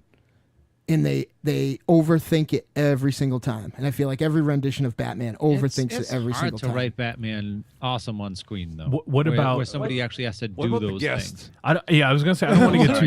Let's get back to that. I don't want to get too deep into this, but what about the animated series Dynamo? I like it a lot. Okay, so there we go. That's the Batman you prefer.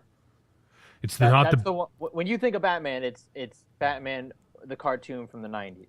Sure. It's the Batman he needs. You want to read the two best Batman movies ever? Pick up Frank Miller's Dark Knight Returns and Frank Miller's Year One, because those two books. You want to laugh? I watched both those. Thought those were the worst renditions of Batman. Well, they're not. I mean the actual comics, subject matter, because those comics, not the animated. Yeah, because Frank Miller writes like like the fact that he can't quite get it right is amazing. But like I feel like early in his career, he wrote some of the best like screenplays ever, and they became comics.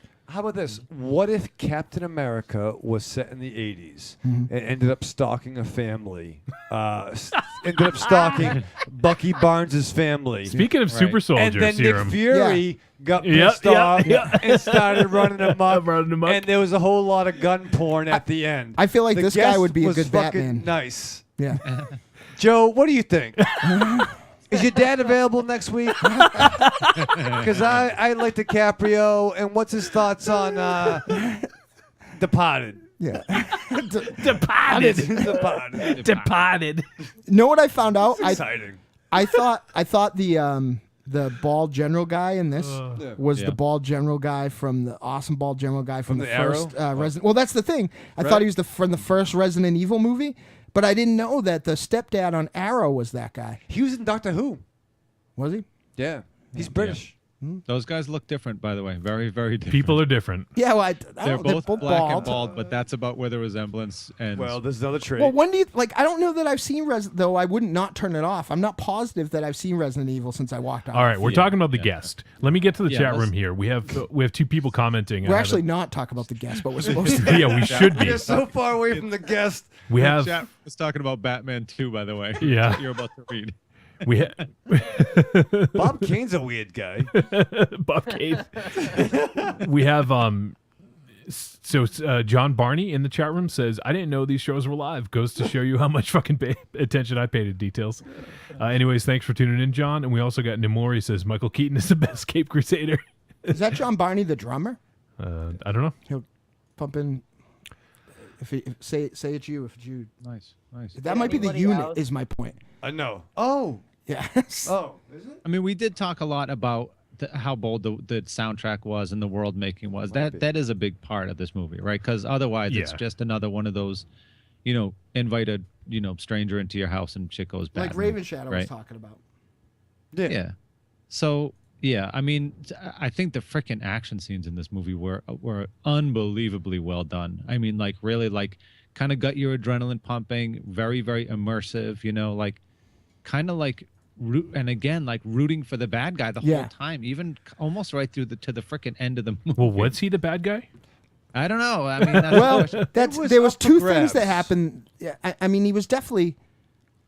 There was one thing that happened in this movie, which we can't talk about, that I feel like I was with him right up till then.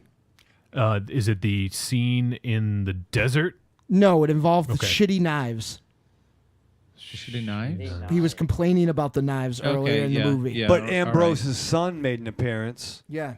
Why is that a big deal? Why can't we talk about that scene? Because where he's carving pumpkins, you talking about? No, I'm talking about when he uses the knives later. Okay. Yeah, okay.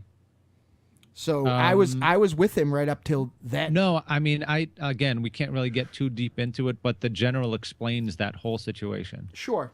So, we got, which I thought was wicked interesting, by the way. We pretty much got to the bar scene and went off on a 45-minute tangent. Yeah. So you wouldn't, at that point, it gets a little I don't want to dive too deep into it because it gets to the point where it's a little bit spoilery. So yeah, stuff starts happening though, and David is really just looking out for the family. Or it's his mission to look out for the family. Yeah, and he's trying to do good by them, and stuff is happening, or in the town, and is he responsible? Yeah, he's not like bringing in the groceries and stuff. He's like really, really doing good by them. Yeah. Right. Like taking helping people to the next fucking level. Second favorite scene was the principal scene.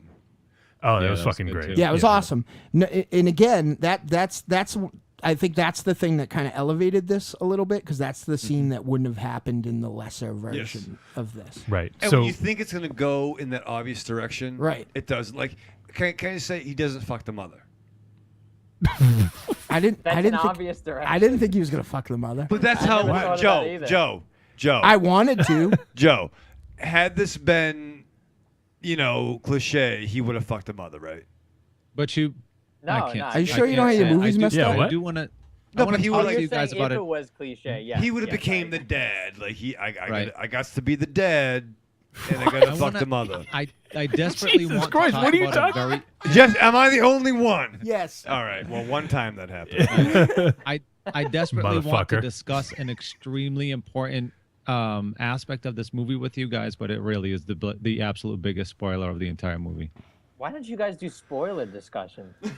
Maybe we just should. You know what I mean? Come on. Let me just.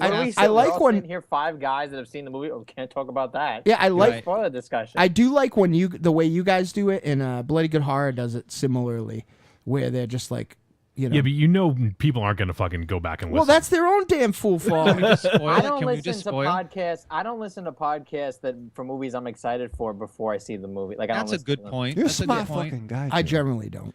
But like perfect example, really quick. Bloody Good Horror. They, in my opinion, they're way too spoilery, and I never listen to their show unless I want to see the film beforehand and then listen to it. I agree. I do the same thing, and especially because there's 2 guys on there who, if you mash together John Snars and Joe Charnouz together, like I feel like you generally have my opinion of a film. So I feel like if I listen to it, not only am I getting spoilers, like I feel like I'm being influenced a little bit. Right, like that's another reason preconceived I don't. notions. So, Right. I mean, the thing is, we also sort of want, not that we get paid for this, so it'd be nice if we did, but, we also sort of want to build excitement for these films. If it's a film we like, we want to sort of like, hey, check this film out. We really liked it. So in that case, I guess in a way we're providing a service. I don't know if people see it that way or not. It's there's nothing wrong with that. But then, right here at the end of the review, we've gone off for an hour. It's like, okay, just don't listen to the next 10 minutes. Right. And we're going to go off about it and then come back. And That's how I feel. It's a double-edged sword, too, because sometimes, like this one, generally right up till now, I feel like we've had a pretty engaging review. But like when I went back to take the notes, Batman. when I went back to take, we can't talk about anything in this movie, so we might as well talk about Batman. Who doesn't like Batman? So when, Who's but when sitting here like, oh shit, they're talking about Batman. you know, in this, and I'll take the blame for it. Like I don't think it was anybody's like fault or anything else. But I went back and listened to like the Babadook interview, Babadook review, and I feel like that whole review was like, can't talk about this, can't talk about that. It's like we're doing a podcast. It's like it is. It's tough to tiptoe around it. Maybe we should just say, here comes some spoilers, and just talk about it, because there's some stuff that I want to get off my chest about this movie. And then in the show notes, I don't know who does the show notes. I would assume it's Johnny, but just everyone assumes it's Johnny. Fuckers. Kevin Spacey's Kaiser Sozo. Show notes, Dynamo. From my show, I mark off the spoiler discussion. I mean, it's as simple as that. I've never had any issues with it. No. I think we should. Being that Joe is our guest on here, I think we should just bow down to his thoughts on this and just chat about this a little bit. What we'll do is we'll try this out. It would be disrespectful not to. We'll try it out.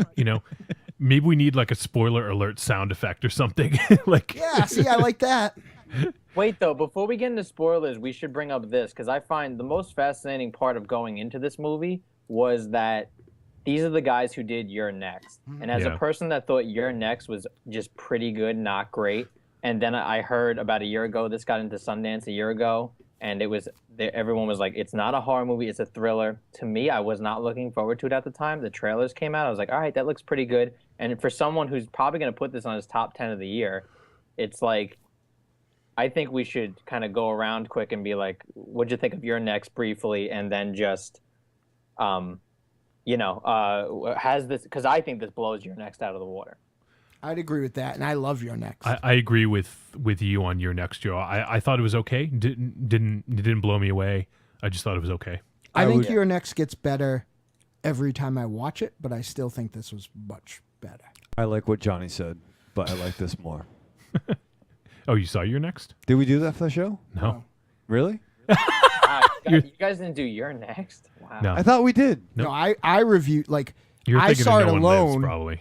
Me and Beaver McD went and saw it, and like I was gonna wait for Johnny and Wolfie and everybody else to see it, but I ended up like Johnny and Wolfie. Yeah, sorry, Tiny and Wolfie. I think I saw Life in Shadow. I couldn't fucking wait. Like I was so excited. Like I blabbed. I'm sorry, about did it. we not review Your Next? Because we did it. The same way we did the Raid 2. Oh, okay. You and I saw the Raid 2, and we talked about it for about 20 minutes, and then Johnny saw it like a couple of months later. And I think I saw it with Tiny actually.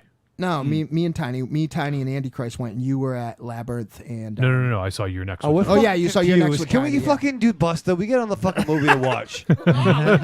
Hold on, do spoilers. I gotta. Yeah, it all works out in the end. Spoiler alert sound, okay? Here, you got one? That's it. You All can't right. ignore Spoilers, that. motherfucker. Just have someone be like, spoilers. Tiny, you need to send me a Earmuffs, motherfucker. Yeah, earmuffs. There you go.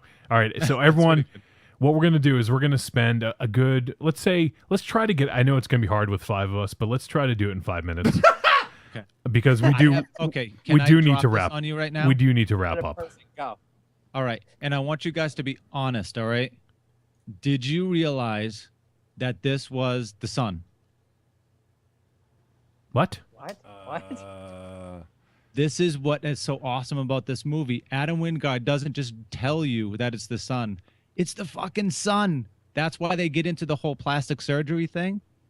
Like, why would they get into like? No, I did not get that at all. Think about it. Whoa. Think about it. And the son is talking to him is just like, oh, I know you like went to this plastic surgeon and you're not this guy that you say that you are. Come on. And the look on his face. Wait. So you're saying that's the son? No. That's there's automatically an issue I have with that, which is I'm listening. He points himself out in the picture and says, "Here I am." Because he made himself that guy.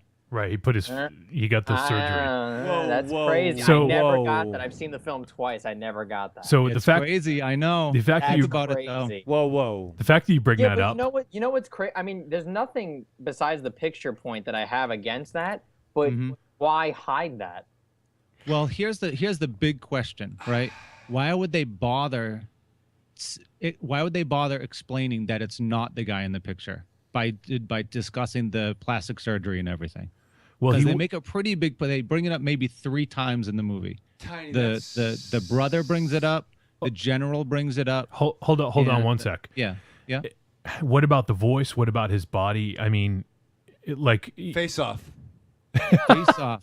Well, we have to, there's a suspension of disbelief here, right? That he's this highly trained person that has like basically become this, I don't know, machine, right? He's basically Jason Bourne. Basically. Yeah, it's exactly right. So he's highly trained and can probably, do these things, imitate these. They don't know what what that guy sounded like. What does that what does that do for the story though? Like, it's a good point. I didn't even think about it. It does huge things for the story because, well, this guy was trained as a killer.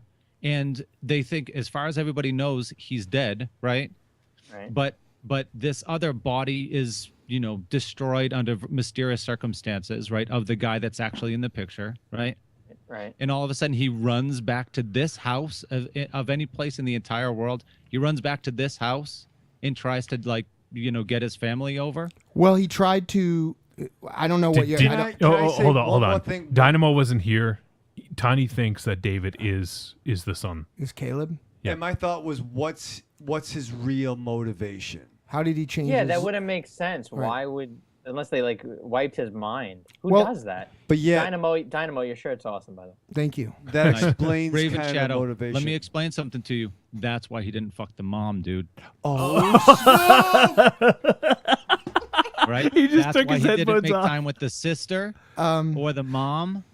It's not I because don't he's know. polite. It's There the seemed to be sexual tension. He would There have seemed to made be time with the sexual tension sister. between the sister and it. right on least the her handy. behalf, but not Okay, I can his. see where no, but again, please tell me, like, it's a really And that awesome happens. I look at idea. those websites a lot. Yeah. It's a really awesome idea. Sometimes to they're just think- acting like they're brother and sister. Really? Except for the Lane sisters. Is that true? Yeah. So They actually Hang on, have like hang on, hang on. spoilers. He didn't make any moves towards her at all. No, you're right, Tiny. But please, give me. I want you to prove this point and make it be heard in a sense that, why, if that is the son, what does that do for the story? Why was his mind erased? Like, it doesn't. I don't think it was a race. I think he knew that he was the son. I don't. But why do it? Why go through all this as the son? I think his Tiny, my Yeah. if I'm understanding you properly, my contradiction to your point is that I think his escape, like they sort of made it seem like from the very smug government contractor's point of view that his escape was like happenstance, but I think his escape was very well orchestrated, and therefore I think his exit strategy and his hiding place was very well planned too. The person was somebody that he actually knew. How do you know that though? Why wouldn't it be the guy in the picture? Other than the fact that it's just not the guy in the picture, we know that because that guy was killed in that hospital. He when it wasn't. exploded. You see, that's what's happening. Like a little bit of a stretch You're at this you're point. missing the point that he didn't die. He staged. He made it look like he died. Right. He So- killed So what somebody was the else, and so what was the plastic surgery all about? 'Cause he they brought wanted to that up, look like 3 or someone 4 else, times. so they couldn't find him. Right. But they had a picture of him. That was that guy. Right. Right, So it was but his he doesn't want to fingertips. look like that anymore. He already went to the I'm plastic. honestly. No, he I'm a little didn't. confused. I'm a I little can't confused. tell if this is Tiny fucking with us or if he's really So you think? doing this. I think he got in touch with the I think he was going to the plastic surgeon. See, I don't think so because think about the confrontation when the brother comes up to him at the end. Get He Adam says, Wingard on the phone. Exactly. He's on my friend list on Facebook. He's I'll like, text you him do right what now. you have to do. I'm not mad at you. So catch this, right? That when the brother confronts him in the school, like 4/5 of the way through the movie, and he says, "I know that you're not this guy because you contacted this plastic surgeon, and I understand that you like changed your face and stuff like that." His expression was just like, "Now that was it. That was the pivotal moment where he was out.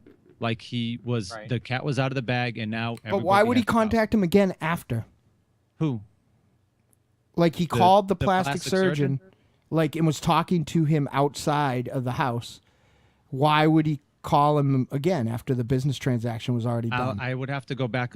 I couldn't hear what he was saying in that scene. It was real muffled. Well, the only reason I know that is because it was those two numbers were the last two numbers. Right. Yeah. Definitely. So Definitely. that's who he was talking to because that's how they got that information. She took the pictures That's how of the she numbers got on the his phone. information about who that was. Yeah. Right. So here's another thing. I mean, did they ever mention how long Caleb has been dead? Because the mom they still look very affected by it.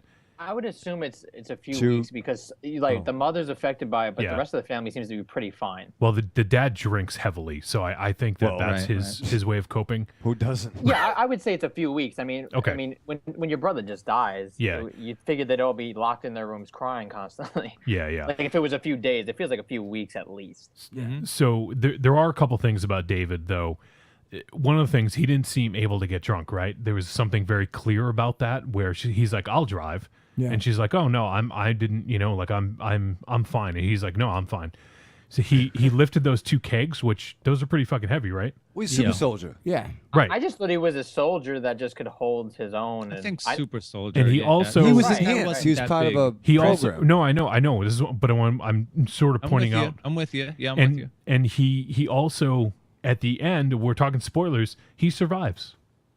Like he gets stabbed in the chest. Agreed. Yeah, this is definitely a super soldier situation Yes, here. Definitely. It definitely is. You know, like this is the way it's described is, I think Adam Wingard describes it this way: Halloween meets the Terminator. Yeah, I was not crazy about the last minute of You're Next. It was one of my least favorite parts of it, but I appreciated the decision. Like, I feel like Simon Barrett knows how to end a fucking movie, huh? Like,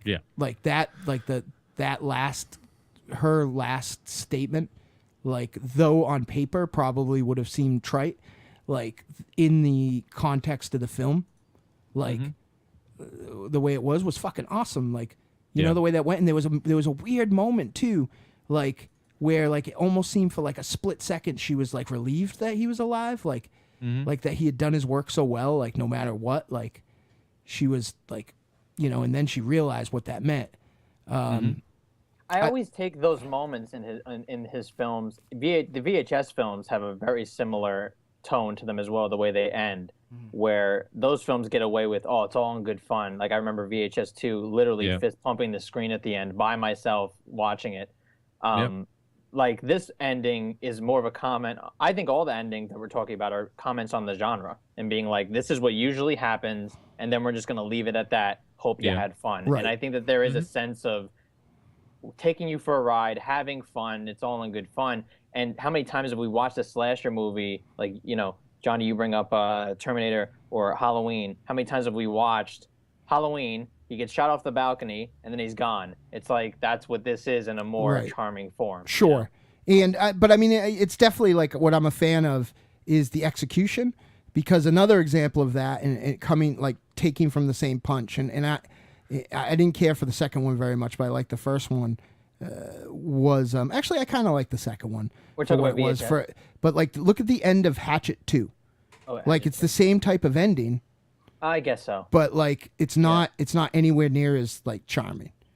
You know? I mean it's a fucking joke. I mean that movie, I mean, I guess it's just if you're along for the ride, these endings work. Like Hatchet 2, I remember being like, this movie is the worst movie of the year, and then that happened and I was like, fuck this movie, you know?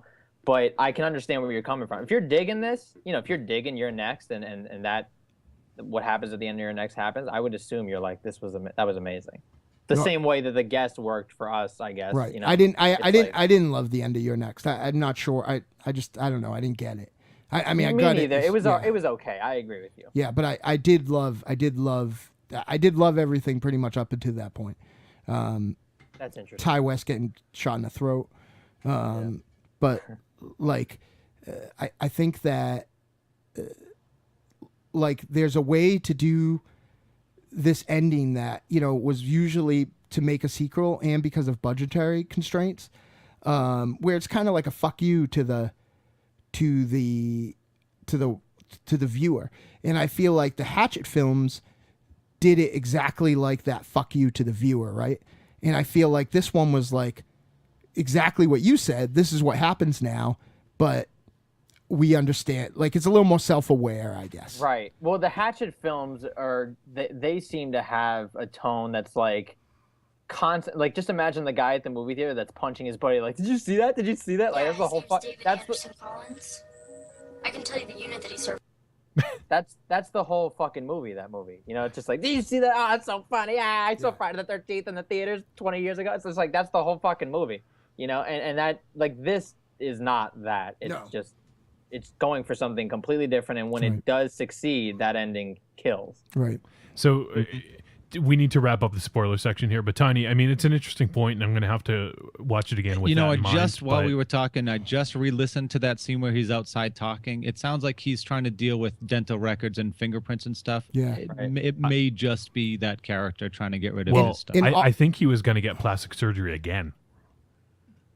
That's what I think he was. Yeah, I don't know. Because his main directive is to tie up loose ends, and you know, like that's his directive, right?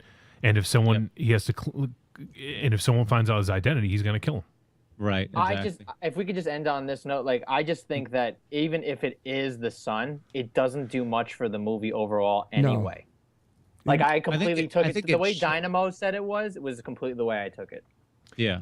Yeah, and I don't necessarily disagree with that, but it I doesn't would say elevate the movie. It doesn't make it weaker either. It's just kind of like, oh, whatever. That's kind of weird, and they don't really explain it either. So I think it changes it quite a bit. If this guy was on, sort of had a personal mission to get back to his family and do this, like knowing that he was probably going to get caught eventually and have to go back to doing what he was doing, to do this one mission to put his family over, and then disappear from their lives forever. That's kind of the missing link, though, in his motivation, though.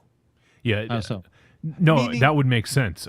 Is that what you're trying to get at? Yeah, because why was he really doing it? He wasn't Yeah. like pissed off at his yeah, friend. because he had a good buddy. He's back here like putting this guy's family over. What about his own family? And what about Well, I think it kind of makes sense. I'm not sure if you're fucking with us, Tiny. I think his back, prime directive is to fix. Well, part of his prime directive is to like terraform and fix things.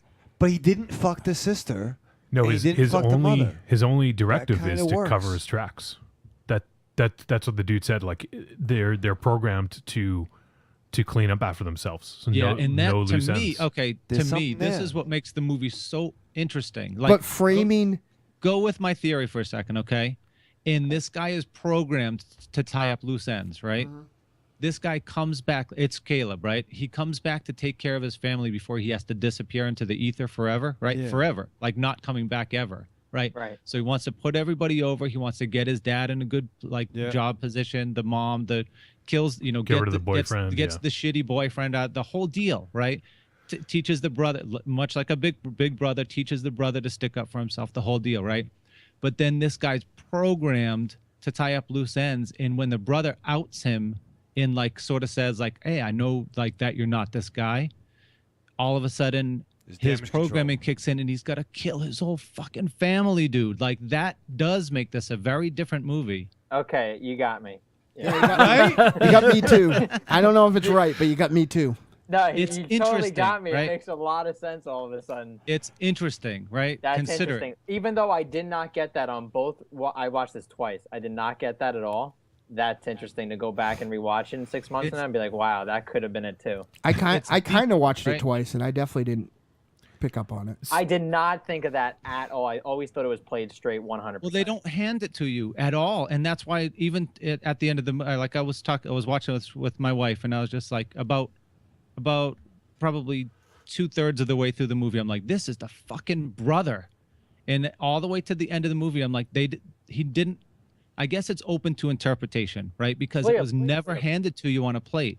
There was like little hints, like little pieces of mystery, like first of all, why is this guy coming back to this other family that he has no, right. he doesn't owe anything to, Not that it ruins it Yeah. by any way, but it definitely means that they just made the same movie again in a different way. I don't disagree. Yeah, totally, definitely. I mean, that's kind of sort of been done before too. But I mean, I think it's fucking an amazing piece of writing. If they did do that, if that's it, and they did it on purpose, I think it's an amazing piece of writing that they programmed this guy basically to end up in a situation where his family is the reason, not the military or anything. Like nobody came in and killed his family. He ended up doing it because of this programming. It was so deep that it overrode. If you're wrong, I hope Adam Wingard and Simon Barrett both give you like $20 for putting this into the ether, because this is Decker as a replicant, right? Like this is like one of those, because the government, when Nick Fury shows up, they escalate and I'm the quickly. racist one, folks. Well, I didn't change. There is a thread on IMDb about this. Someone says, "Am I the only one that assumed David was in fact Caleb?"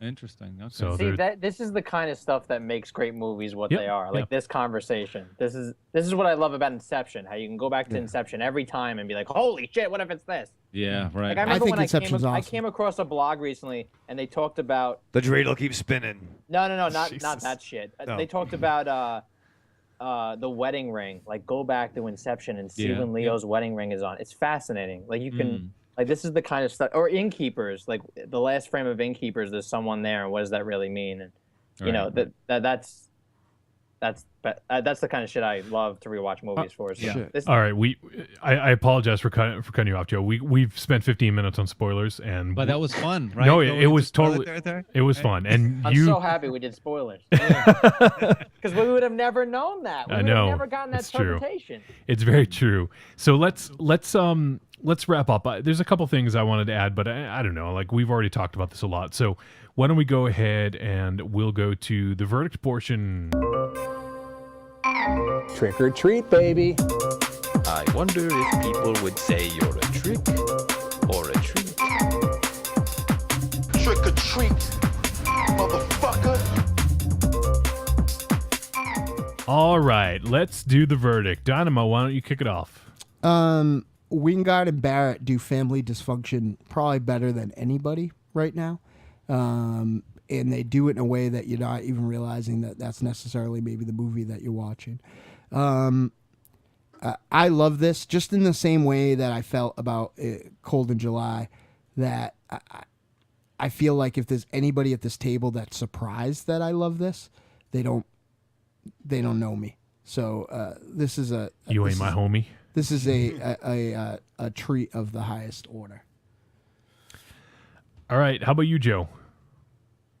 I think this is awesome. You know, when I first saw the VHS films, and then I don't know if you guys remember You're Next when it was like shelved. Like it took forever. Yeah, that it took movie, like 2 years. That movie 2-3 took years. 2 years to come out. Right. And I remember when I just saw pictures of You're Next, and I had seen the segments in VHS films and took note. Well, actually, at that point, it was only the one VHS film, but I took note at their segment, saw the trailer for You're Next, and I was like, these guys have good taste.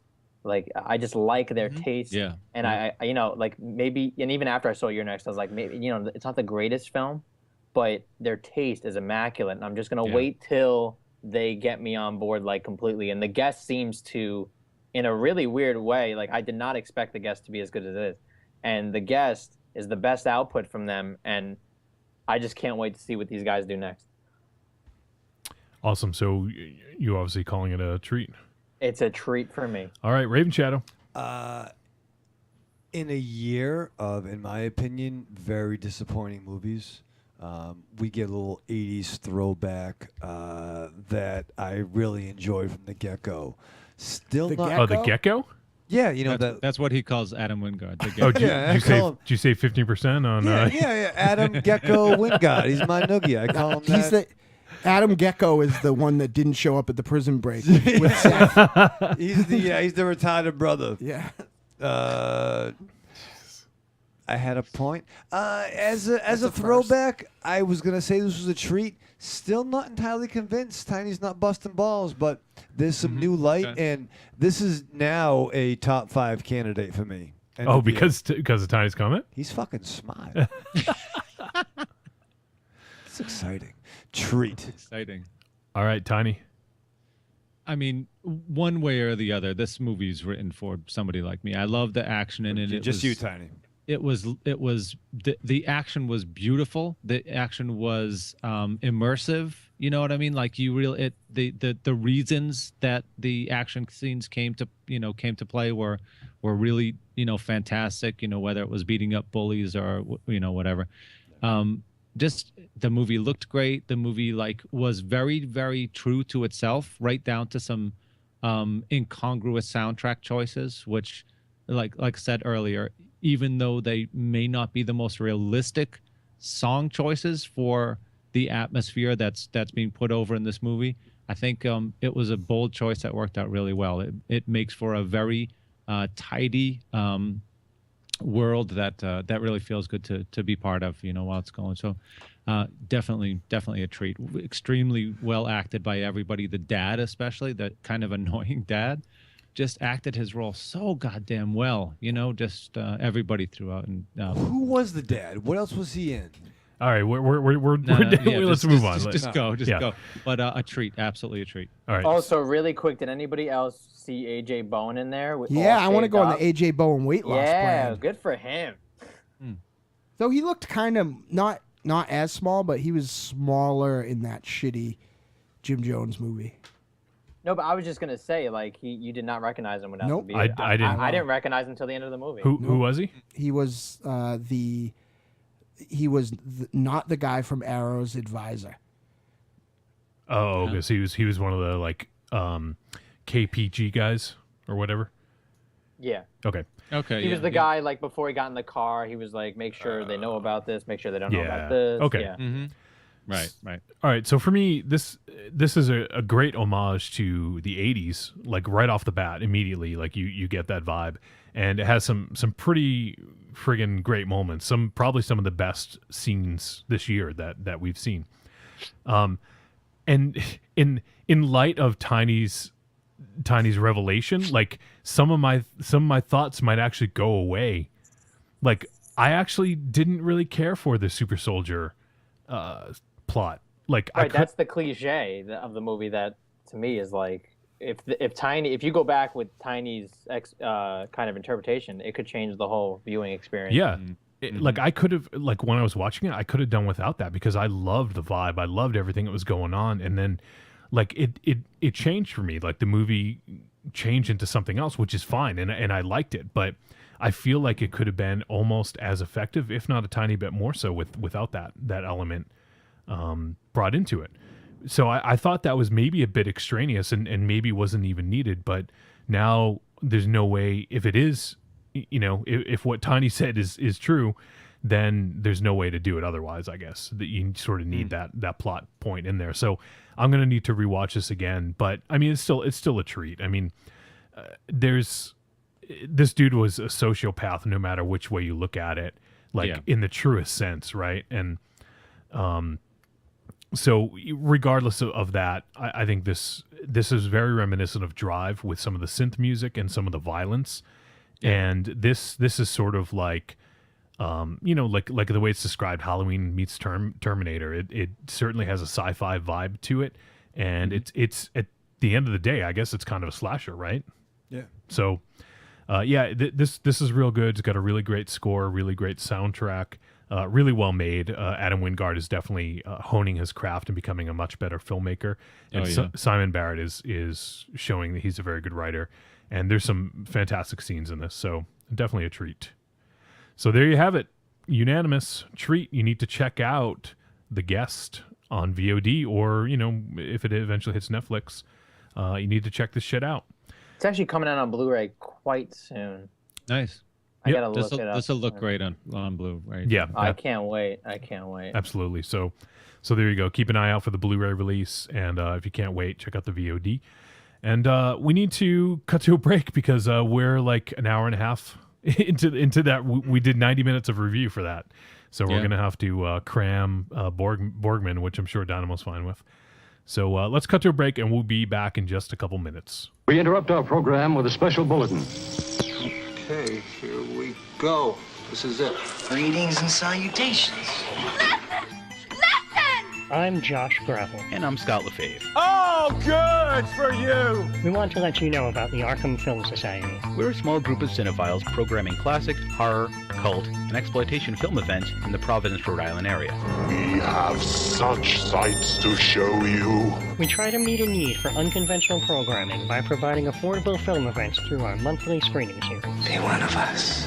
Find us on Facebook and join our group by searching for the Arkham Film Society at facebook.com/Arkham Screenings. Join us. Check out our blog at arkhamfilmsociety.blogspot.com. And stop by our Etsy and buy stuff at etsy.com/people/Arkham Screenings. Yes, sir! You, sir! All right already, I'm hip! We now return control of your television set to you. Hello, darlings. It's your favorite whiskey-drinking, litigious, singing, dancing fantasy girl. Want to reach out to me and the world's greatest monster-hunting multimedia organization, the Deadites? Log on to Facebook.com/the Deadites. It's got all the info you need to follow the world's greatest monster hunting band, like live appearances, info on your favorite Deadite, music, and all the links you need to our new weekly multimedia and all our side endeavors. Too many letters on Facebook? That's okay, sugar. Just follow us on Instagram and Twitter at The Deadites. Hope to see you soon, and we'll leave the lights off.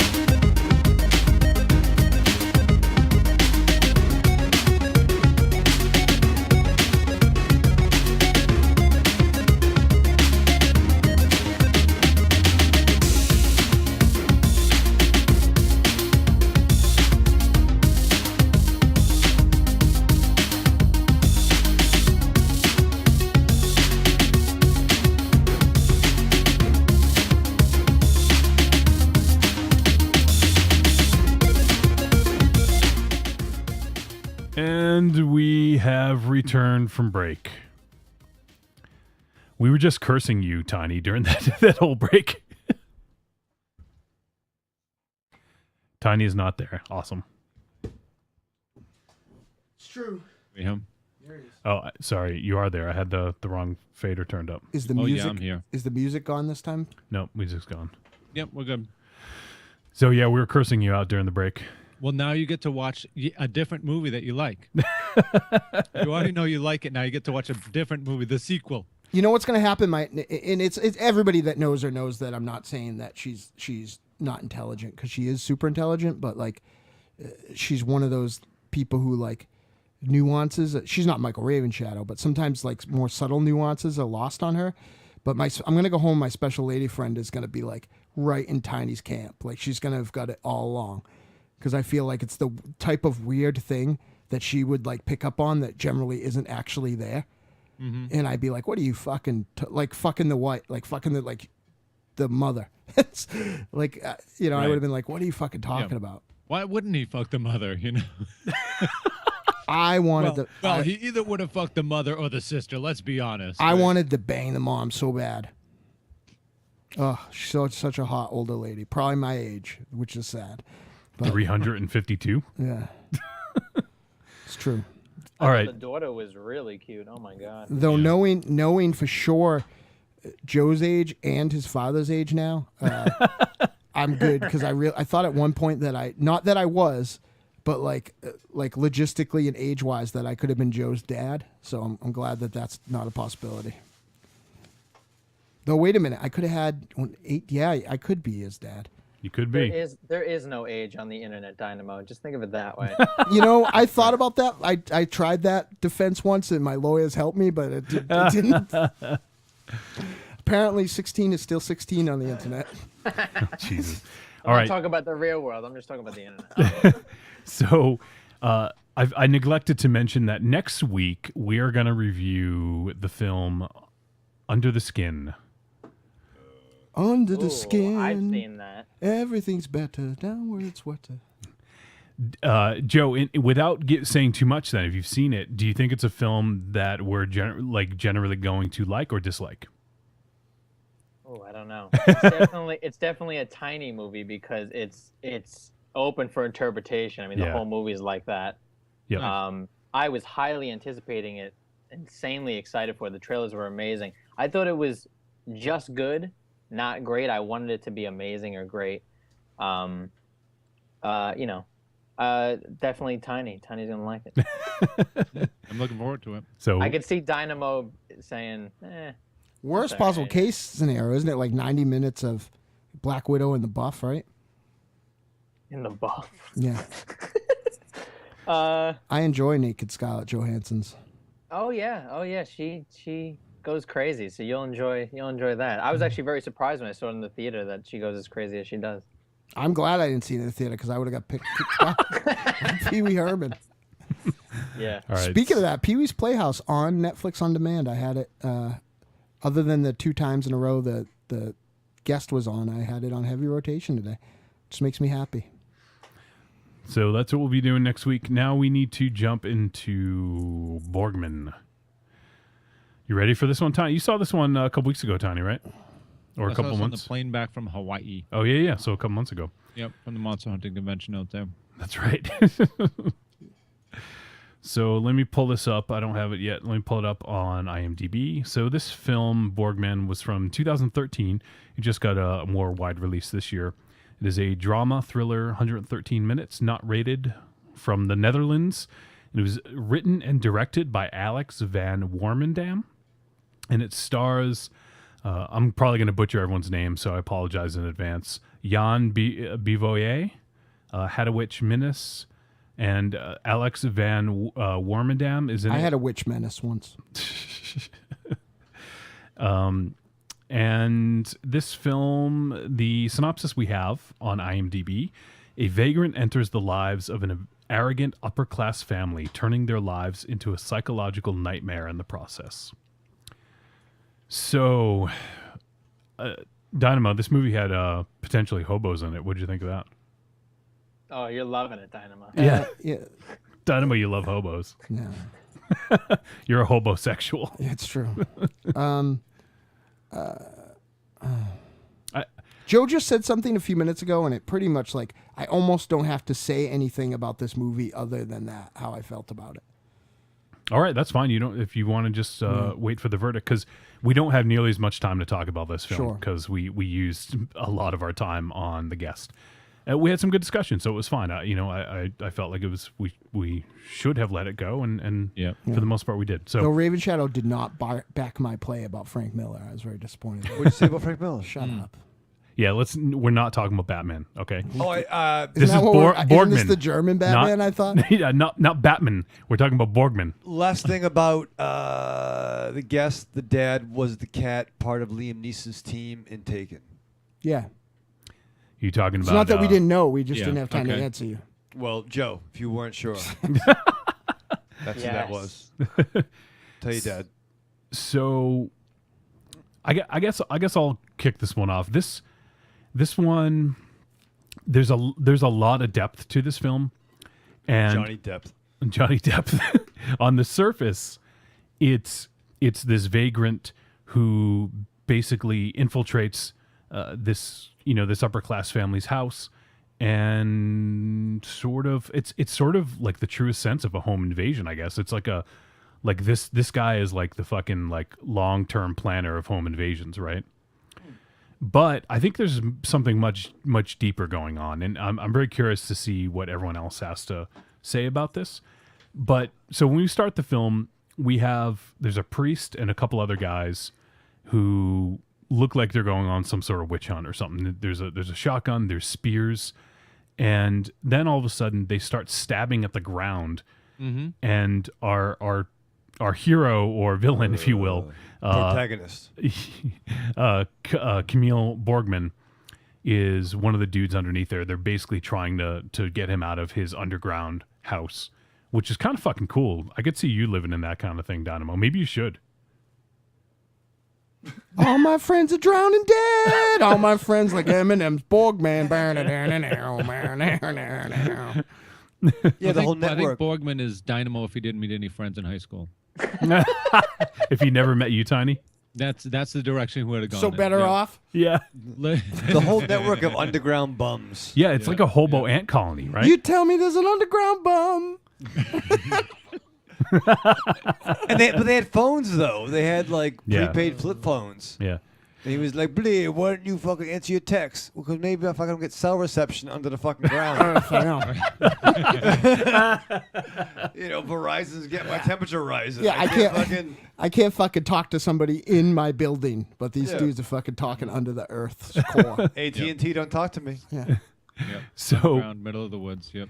So Borgman is they're fleshed out. He goes and basically warns his cohorts that that the priest and his cohorts are coming, and they all basically escape and get out of there. So I will say one thing I really did like about this movie. Yep. Is that it did what that shitty M. Night Shyamalan Ding Dong movie that I think it was called The Village took 90 minutes to do. It did it in about 6 minutes.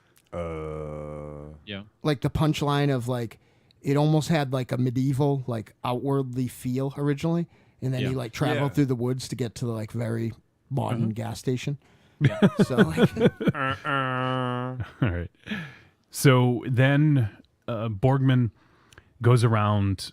He's looking for a place to get clean, basically. So he's knocking on, sort of in an upper class part of the Netherlands, I guess, and looking for a place to shower. He knocks on one door and is like, "Hey, can I use your shower?" And the guy's like, "Fuck no, get out of here!" Like, well, yeah. Well, rightfully so. Yeah. Would you let a hobo shower in your bathroom? I remember breaking down not far from Castle Wolfenstein. Yeah, a couple of New Year's Eves ago. I've showered in a Raven Shadow shower. Hey, is that why there was a fucking black ring around the fucking?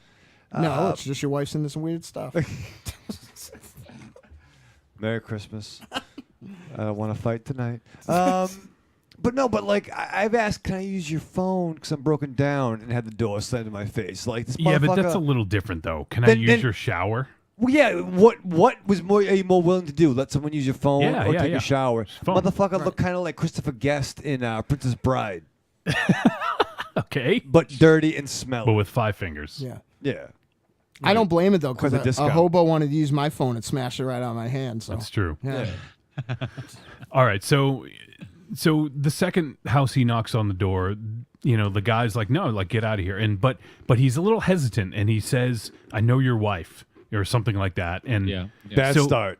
Yeah, so he basically gets his attention, and eventually the dude comes out of the house and starts pounding on Borgman and beating him up and kicking him. And he wasn't wrong.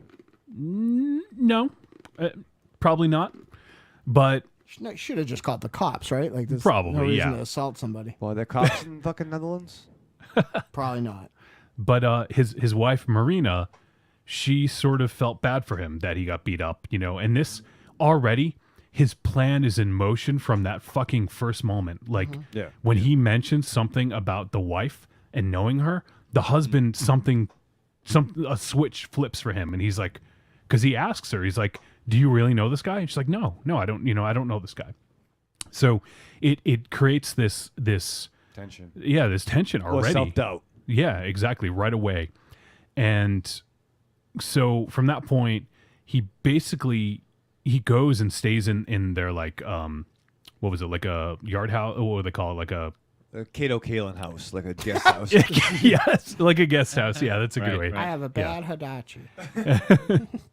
So and then the wife Marina, she finds him out there and says, okay, she agrees to let him stay for like a day, I think, and then a day turns into a couple days, and then that turns into something else, and all the while he's sort of to use a Raven Shadowism, he's got his machinations. He's like yeah, I think he saw the void that was in these people's lives and was able to exploit it. Yeah, definitely fucking or the wife does a lot of exploiting. I tell you, I'm an underground guy. Shower. I want a little more wine. Yeah. That's for the 5 people who've bought our record. You bought a record yet, Joe? Could be 6.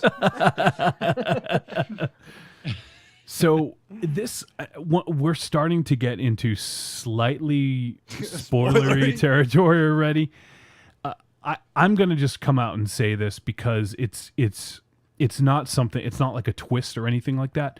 The guy clearly, like within a half hour, like 20 minutes to 30 minutes, is clearly like sitting above Marina in her sleep. So my first thought, I watched this with T-Dog, and T-Dog had some good insight on it for me. This dude seems like an incubus, right? Did anyone else get that? He's dressed like Gollum, sitting on her naked chest. He's definitely like a demon, or like a. I mean, he came from underground. Yeah. Yeah. Yep. And wait, we think they're a demon? We think this person's a demon? Yeah. I think like, not seriously? necessarily a demon, but yeah, some sort of, well, I never got that ever. Supernatural. Well, what was actually their son? Maybe I'll have maybe I'll have a revelation at the end then. Well, why was he was actually Caleb from the other movie. why was the church involved then? Okay. Oh, Snoop! Okay. Hold on. Yeah. Yes. Oh, shit, look at Dynamo. Yep. No, Dynamo's backing me up here. So I'm gonna hold off a little bit more on my thoughts until the end. We'll do another spoiler section. Oh, look at us doing spoilers. Yeah, it's all you, Joe. It's all you. So at the beginning, format. Yep. At the beginning, though, before the film even begins, there's a caption, a quote that says, "And they descended upon the earth to strengthen their ranks." Yeah. Oh, very foretelling. It's a foreshadowing boy, Raven Shadow. Foreshadowing boy. So there's something to that. That's something that sets the tone. You need to keep that in mind. So at this point, Borgman, he's kind of bored, and he basically packs up and and starts leaving. And Marina, the wife, is like, "Where are you going? Like, you can stay longer. You can stay longer." And he said he wants to play. Yeah. And this is sort of when Marina unknowingly sort of helps him. Yeah. Because she gives him an in. You gotta invite the demon in. Invite the Dracula in. The Dracula. Wait a minute, Johnny. Wait a minute. You leave out a key point, which is okay. Once she invites him to the guest house, it seems as if she knows him. Like they have a second. Yeah, there seems to be something there. Yeah, because when he shows up in her studio, I think it turns out to be, he doesn't. It's not like he just says like I'm here, like it's not like a startling sort of thing. Like she's. Well, I thought it was because he sneaks around so much. Because if you see, this dude fucking sneaks all over the house. Yeah. And what's with the 2 dogs? Yeah. What the fuck was that? Were they my estimation that was his cohorts. Yeah, of course. Yeah. Oh, his boys? Yeah. That wasn't veiled. It wasn't. Yeah. Yeah. Like familiars? No.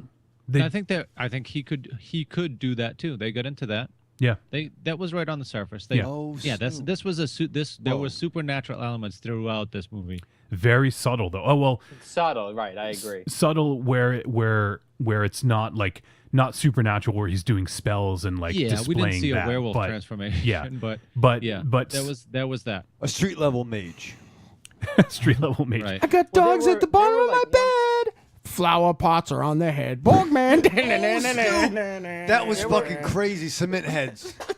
That's what I call you. That was amazing. Okay, go ahead. Continue. It's exciting. I was just gonna say this movie was fucking cool. Like there was some of that scene with the cement heads and stuff was just fucking awesome. And the when they underwater multiplied, it was awesome. So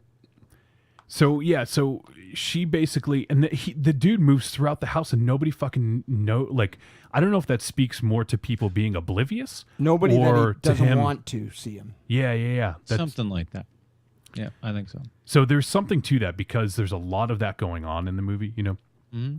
So that's when he decides that he's bored and he wants to play. And at this point, once again, I think this is safe to say that he finds sort of his in. So he's a very disheveled looking man. He's got a beard. He's got long hair. You know, he looks like a hobo. Yeah. And so what he does is he takes out this fucking poison and he poisons the gardener. And basically and he takes the when the gardener's sick, he shows up and he's like, "Oh, I'll take you home. Give me your car." You know, So he takes the gardener home. And then he calls 2 of his female cohorts. They show up. They're supposedly playing the doctors, and they continue and they kill the 2, and then that's when they do the cement heads, which is fucking awesome. There's both the gardening and the sitting on the chest thing. Yeah, coincidentally reminds me. I think it was called The Old Man. But reminds me of a Joe Lansdale story about like kind of very similar, like thematically exactly the same. Like they take in an old vagrant and he fucks up these people's lives. Except he does fuck the wife, so Raven Shadow will be happy. No. No. I really like the Sporty Spice in this. Sporty Spice. Jesus. The younger girl? Oh, yeah, I know what you mean. Yeah, she was nice. So these people are fucking ruthless. There is no no regret about any of their actions. There's no guilt or anything. Like they are completely ruthless, and that is evident by there was some very, and I think it was well done because it wasn't super handholdy, but it was there for you. Like for instance, the scene when they dump the bodies in the water, the cement heads, and it's fucking cool because they sink, head first, and then their arms are just floating, and legs just floating up. There's some black humor there too. It's supposed for sure. I think it's supposed to read as like Tyler Perry. Yeah, exactly. Yeah. So he's come up a lot this week. Just go with it. Awesome. And then it's like the ride along. And then the one just like the ride along. The one that Raven Shadow called Sporty Spice, she right after dumping the bodies, she jumps in the water and nothing happened, and she's swimming around in the fucking water with dead bodies floating. Yeah. Could have been some nudity in there. No, didn't affect her whatsoever. I think that was very blatant to show that they have no regard for human life. They feel no guilt, no regret, anything like that. And I don't know, did you guys notice the fucking ballerina early on, midway through? No, not That sounds familiar, but jog my memory. So I think it was when I can't remember exactly when it was that they were all coming into the house, and like all the kids and stuff like that, and they were coming from the car, and all of a sudden they cut and the ballerina's spinning in the background long before you see the ballerina. That's her though, right? That's the younger. Yeah, I think but so. she hadn't shown up on the scene at this place. Right. Yeah. It completely I was like, what the fuck? Mhm. Raven Shadow, you're pointing at me. What? You're a good-looking guy, John. Thank you. Nice. He just literally saw you for the for the first time. His glasses. Whoa, that's where that voice is coming from. His glass. He cleaned his glasses off during the break. It's outrageous. It's exciting. The fucking tattoos. Yeah, and Cross-like tattoos, right? The tattoos and the scars on the back. And the underground They all machinations. Did you notice He's they all? just catching up, huh? Hold on. Did you guys all notice the scars? Yeah. Okay, just making sure you all picked up on that. They didn't hide it really. No, but Right. if you guys didn't see the ballerina, then Well, I was fucking. Why the ballerina might have been subtle. The Raven Shadow was fast like, zoom ins on the scars. Raven Shadow was like, she wasn't naked. I don't give a fuck. yeah, I don't give a fuck. So, at this point, Marina is like, she's caught up in this web of lies now because, Borgman is she's basically an accessory. She sort of helped him murder the gardener in a sense, and so now the gardener's dead. They need to find a new gardener. In comes Borgman. Well, actually, first they pay off some what? Jesus, Raven Shadow. Not some. He paid off a bunch of Mexicans. They pay off some minorities. Well, and I think this drives. No guy wants that to mow his lawn sometimes. That? No. What the fuck? No, a guy like the Holy husband. shit, Juan Gonzalez? Can we turn Ku Klux Sam's mic down? No. Ku Klux Knievel over here. Jesus he Christ. Purposely, and it was kind of funny because he set up like. It's not funny. It just shows. Not that, funny, haha. No, it just shows how like it was a racistly blue blood. Yeah, it this shows guy how, is. it shows how what kind of elitist and hateful he really is. Yeah, right. Although I think Borgman had the better resume. It was it was the difference of the father in this movie. Yeah. Who was really a cock, and the father in the other movie whose heart was in the right place, but like his son was believed to be dead. Okay, right. Yeah, I'm just saying, like, all right, we're done with the guest. Jesus. Treat. So I just want to talk about Batman again. Yeah. Did you watch Gotham, Joe? Shut up. No, fuck that. Fuck that garbage. So, and at this point, it's interesting because Borgman is basically forcing Marina further and further down this well of lies, and she's starting to tell different lies to her husband and kids, and trying to it's sort of this balancing act, and sooner or later you feel like it's a house of cards is just going to fall down. I did think it was pretty awesome that these bums slept in an IKEA-like place though, before they were invited to stay in the guest house. But I think Borgman is an incubus with an agenda. I think that's what it comes down to. Yeah, I think there's definitely some religious undertones here. About guilt and temptation and the whole deal. Yeah, and they certainly appear to have the power of persuasion as well, because there's that one scene where almost persuasion through guilt in many cases throughout this movie, right? With the au pair, the babysitter, the nanny. Not Fran Drescher. There's Steen was the nanny, and there's that scene where one of his disciples, I guess, or whatever you want to call him, coaxes her into the guest room and basically does something to her, and and Raven Shadow loved that scene. Yeah. Well, no, actually, it was a little uncomfortable. God, you're so picky, Raven Shadow. Yeah, Was what she wearing inappropriate for that? No, I like my kink a certain way. Oh, Jesus Christ. I don't want to hear any more about that. So, this is the part where a lot more stuff starts happening, and I guess we'll wait to the spoiler section if we're gonna.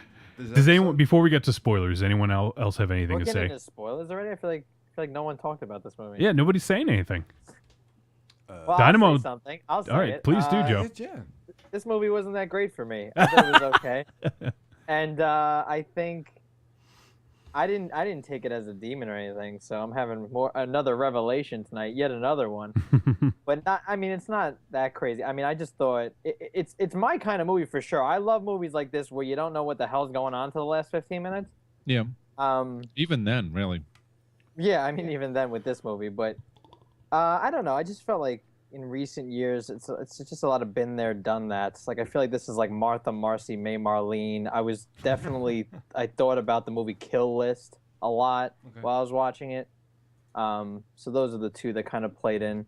But I just thought there was something in the feel of it. Yeah, I agree.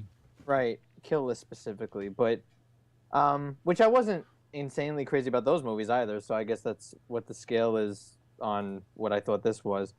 I agree. Like Johnny, all the build up that Johnny just established, I was digging a lot. I really think that the movie's just a little too long for me, and I think I just fall off just before we get to the third act, and I'm just kind of waiting for it to just unveil itself already. And once it does, I'm just kind of like, whatever, you know. And it's just okay for me. I guess in spoilers, I can get into really what the issues are, but yeah, it definitely is a movie that is like, what the hell's going on? And I'm enjoying myself. And then by the time we get towards the end, it's like, all right, well, it's just cruising, and it's all right, you know? Yeah, it's certainly not. I mean, there's not a lot of excitement, I guess. It's a slow burn for sure. I got excited when they put the people underground and the cement head scene. I was like, here we go. It's going to get amazing. And it never really returns back to that moment at all. I think that's the best moment in the whole movie. I fist pumped when the credits rolled. Raven Shadow, do you have anything else to add before spoilers here? No, it definitely could have shaved off 15, 20 minutes of this. Yeah, I just feel like pacing wise, it was, I don't know. But I've also was doing a solo cram jam. I don't want to hear any more about this.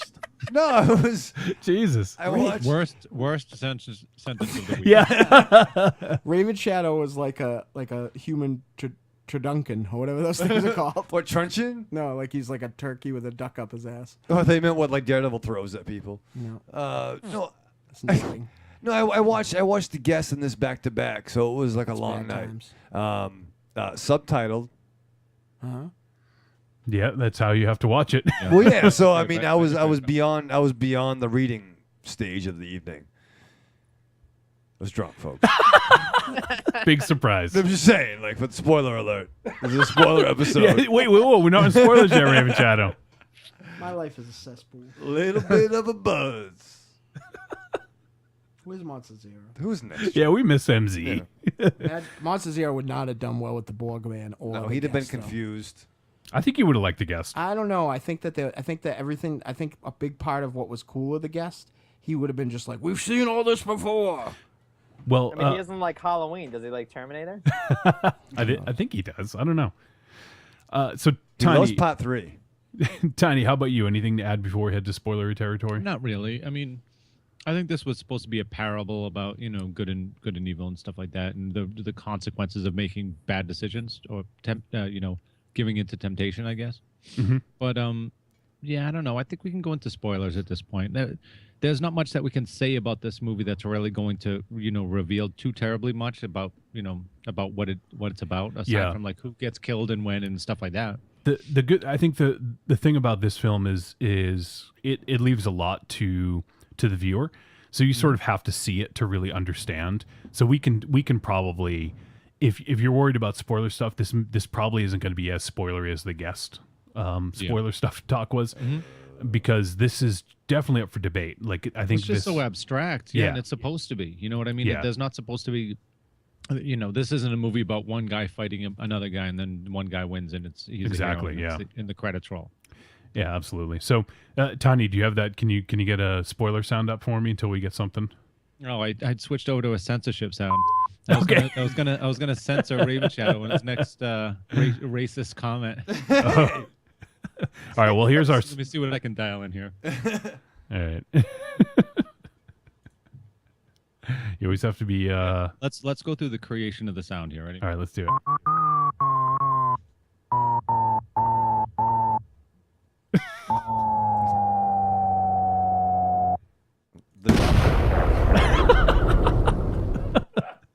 There. Spoilers, motherfucker. Think about the epileptic dogs. All right, so we're gonna. This will probably be about 5 minutes or so. A little bit of spoilery territory here. AKA 15 to 20 minutes. Yeah, no, we can't go as long as we did for the guest. Gonna be like, guys, we totally should have stopped for Christmas at least. No, let's fucking keep going, Tiny. I don't want to go over the in-laws. So in this, there's definitely some supernatural machinations going on, as Raven Shadow might say. Word to Snurg. And one of my thoughts was that Borgman was the fucking devil. Did anyone else get that? I had that thought as well. Yeah.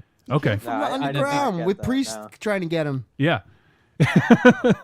Like I didn't the think other guys were definitely working for him. Yeah, I thought that this was a foregone conclusion. Like I didn't think that part was a reveal. Like what, the devil part? Yeah.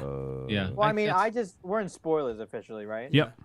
I mean, to me, I just thought this was a straight up cult movie. He's just the head of a cult, and that's why I really think it didn't work for me overall. It was just like, oh, of course it's a cult, because I think you catch on to that pretty quickly. And I think someone says, with like 25 minutes left in the movie, someone says something that pretty much reveals it, even though it's like, it's a piece of dialogue that falls by the wayside. But they were like, I think someone comes in and acts like a doctor for the kids. Yeah. And she goes, oh, they're overtired. It's all this modern day stuff with the watching television and internet. And I was like, okay, whatever. Like I wasn't feeling it up until that point so much. And then they said that, I was like, all right, it's a cult. And they, like The Village is something I thought about as well. It was like, okay, which I like The Village, but Boo. Hush. But I mean, the other piece of this, right, was that these people could turn into dogs. Like these guys they were. I wouldn't say that they were lycanthropes. You know what I mean? I don't think they were like werewolves per se, but I think that they were shapeshifters. Yeah. I don't know that dog was their only form, whatever. But yeah, this was a supernatural movie, definitely. This was like the devil walks into your house and now you're dealing with it. And when he's telling, one of the things that made me think he was the devil was when he's telling a story to the kids, he makes a comment about Jesus Christ and saying, "Oh, he was a boar" or something like that. Yeah. And that was just the girl in white. That was conjecture. That was him adding his opinion. It wasn't part of the story. He was also directly influencing her dreams. Right. Absolutely. Right. Yeah. See, that's the stuff I wish there was more of. I was into that. I was like, I want more of this. And that's what, that's why originally I thought Incubus, because that's what an Incubus does. They make you like sexually crave that person, sure. and they haunt their dreams and and infect them with their own thoughts and stuff. So that's what I first thought. But then there's some other stuff going on, and that's why I think he definitely was the leader of this group, and that's why I thought that he was the devil, and he was recruiting people, because as it says at the beginning, I forget the quote now, and they descended upon the earth to strengthen their ranks. Mm-hmm. So whether he was the devil or whether he was just a demon, like a high-level demon or something like that, he took the kids. He took the kids. He transformed them. He stole their soul or whatever he does, right? Because they gave him that juice, and then they had the scalpel. Satan's juice. It's Jesus super juice. weird. This whole thing is super weird. But if this guy was the devil, and I'm kind of that persuasion too. I think he was supposed to be the devil, but not like the moment Hail Satan Almighty in hell, like flames and brimstone, but like Old Scratch, like the one that you meet in the woods, and then you have a fiddle off contest with him, to see like that devil. You know what I mean? Like the devil that you like meet. Not the devil that you like. Oh, the devil Steve, and then the devil you don't know. Like Steve I Devil. Like the fun-loving devil. That devil, exactly. Like Crossroads devil. The devil that like is in your face and like, you have a choice to sort of give into these temptations and give up your soul or not. Steve I Devil is like my favorite devil. Yeah, Crossroads is fucking awesome. So once again, I guess it's not really that spoilery because this is up for your, for you to determine what you think of it. Well, there's a reason for that, I think. A reason for what? For it not being that spoilery. I am not convinced that there are certain elements of this that I feel were not delivered well enough that I felt like they were even like 100% confident in their infrastructure. I felt like I don't disagree with that. I felt like they fell back on like this film was irritatingly aloof. Like and I feel like when you have so many moving parts like that, like you maybe need a more daft hand to make it happen, because I just felt like I was watching, like I felt like I didn't have subtitles almost.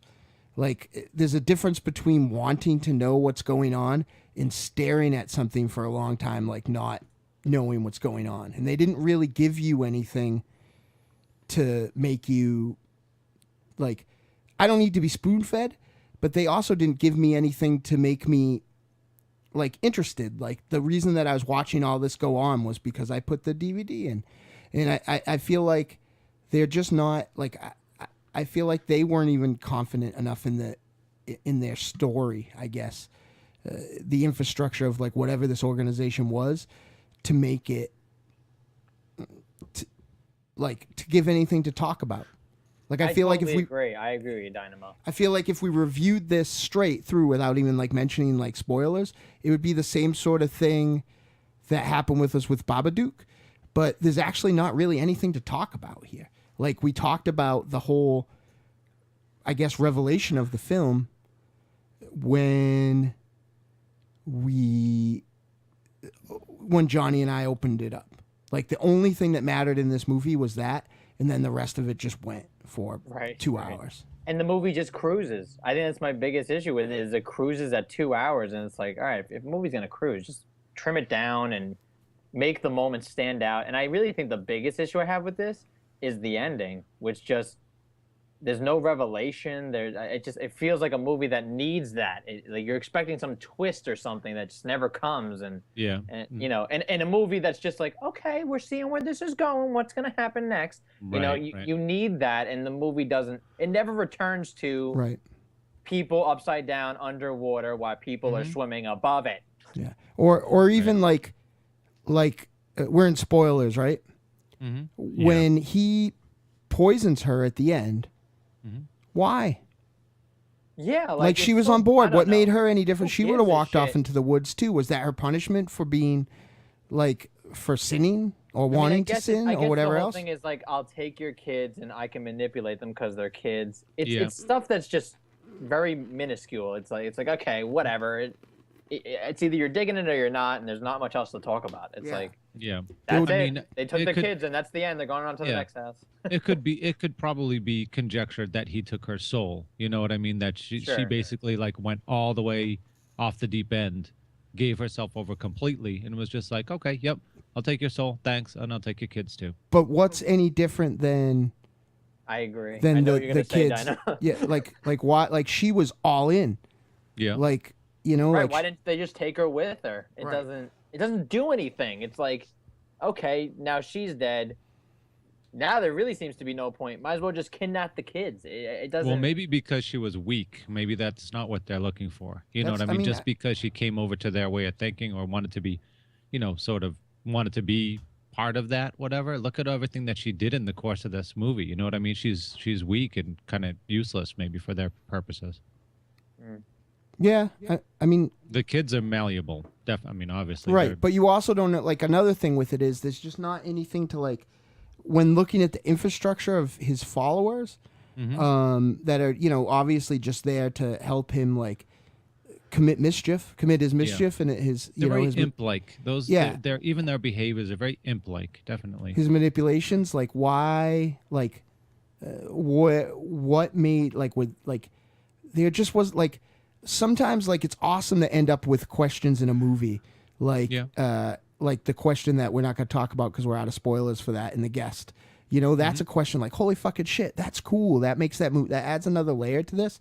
This movie just left questions because it didn't fucking say anything. It didn't tell you anything. I don't even think it leaves a lot of questions, Dynamo. That's not even to like categorize it with the guest. Sure. It just seems like how many questions are at the end of this movie? Oh, why did he kill her? Like you can make that distinction. Oh, he took her soul. Oh, great, that was awesome. It's like it's just like it's nothing really revelatory where it's like, oh, why did he do this? Oh, just because of this. All right. And to my point of not being very confident in it, it was like, oh, and it's cool, and we'll have him be the gardener, and he'll be able to like kill like all these other people. Like, granted, it was like a way into the house, but it just kind of seemed like a long way around since he was already invited in, right? Like since he already had her, and she was the key to. She was the key to his agenda, I guess, at the end of the day. Well, and the husband didn't even have to know he existed. Right. The last thing I want to say, we haven't really touched upon this very much, but it could also be like a parable for a class conflict. And, it certainly is. Yeah. Mm-hmm. So I mean, there's a couple different layers here. He comes right out and says at one point, "We're from here, and we're rich." Right. The main point that from people from north are more affluent or something along those lines. Yeah, you're exactly right. He does say something about. I can't remember what it was, but it says we're from an affluent part or something like that. So. But it almost acts like that makes him persecuted too, because he's like, it's not our fault we're rich. Exactly, yeah. Right. So I think we've touched on this film as much as we can. Let's go to the verdict here because we are running late. So let's go to the verdict. Trick or treat, baby.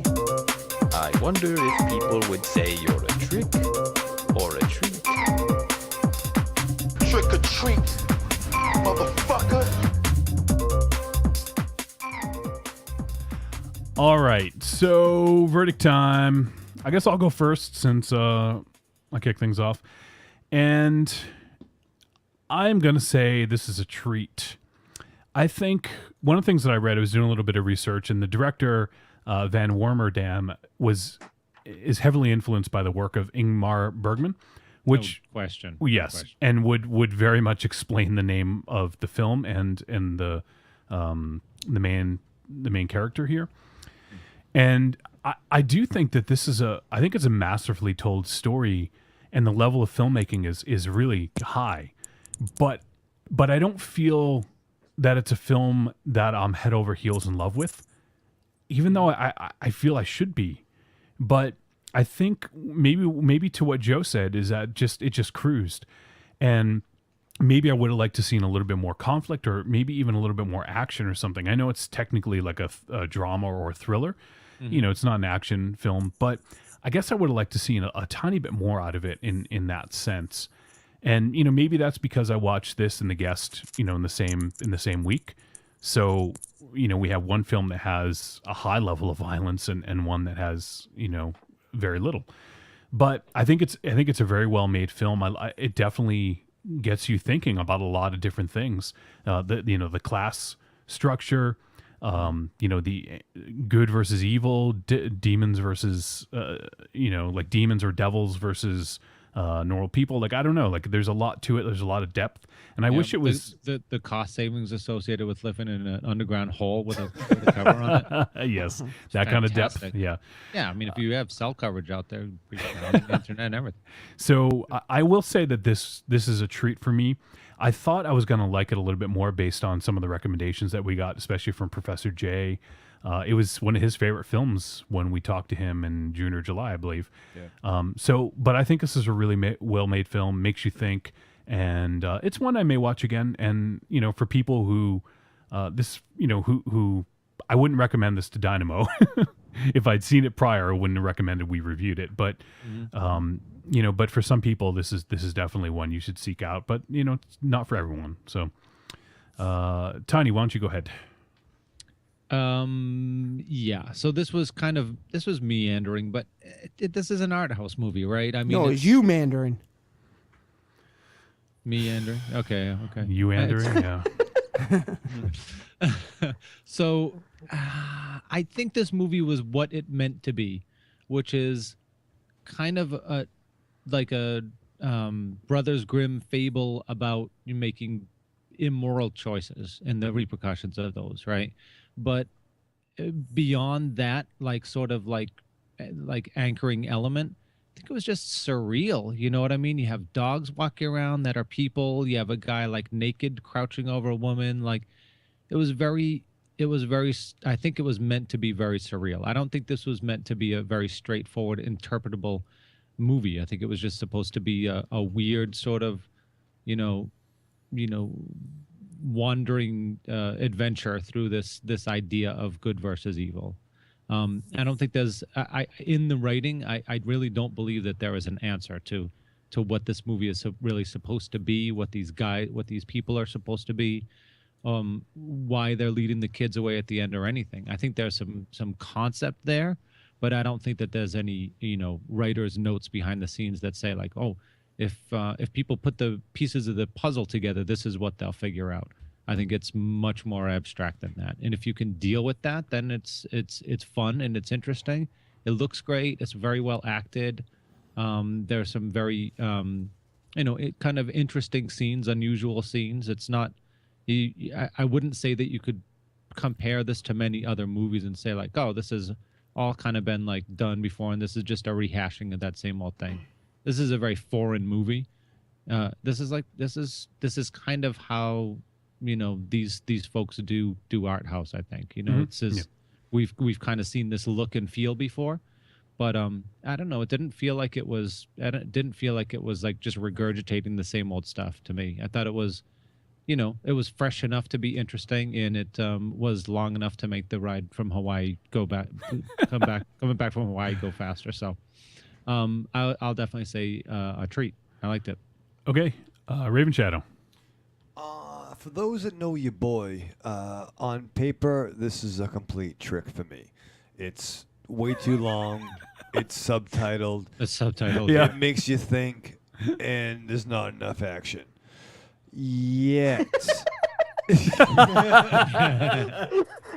You just defined like studio executives why they make blockbusters. Yeah, exactly. Right. It's Raven Shadow. Here's Adam Sandler. Go back to Mad America. Transformers 6. Yeah, they just press a button and put that Raven Shadow quote. Like, why should we make Transformers? Right.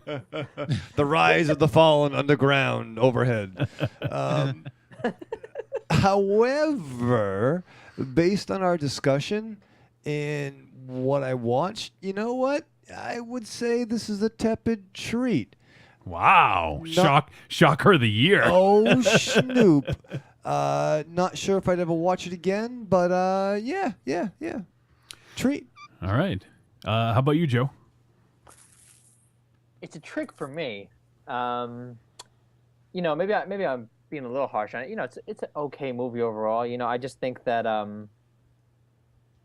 see, I have to disagree with you a little bit, Tiny. I think it is a little bit been there, done that in a sense. It is interesting. I just think that pacing wise, and just one more point to put into the actual review, like even once he becomes the gardener and his kind of henchmen, they kind of take over the house in a sense in the last act. And it seems like they're building something in the backyard, which I was really intrigued with that we didn't really touch on. Oh, you're right. They're building something, and it's like, oh, at the end, it's just a hole. They just put him in it. They were fucking that pond up. It's just, right. Like, I thought they were going to, like, build their temple back there to, recruit people. And this is, like, the origin story of this cult or something. Well, that was really important, Joe. We should have talked about that. Right. That was...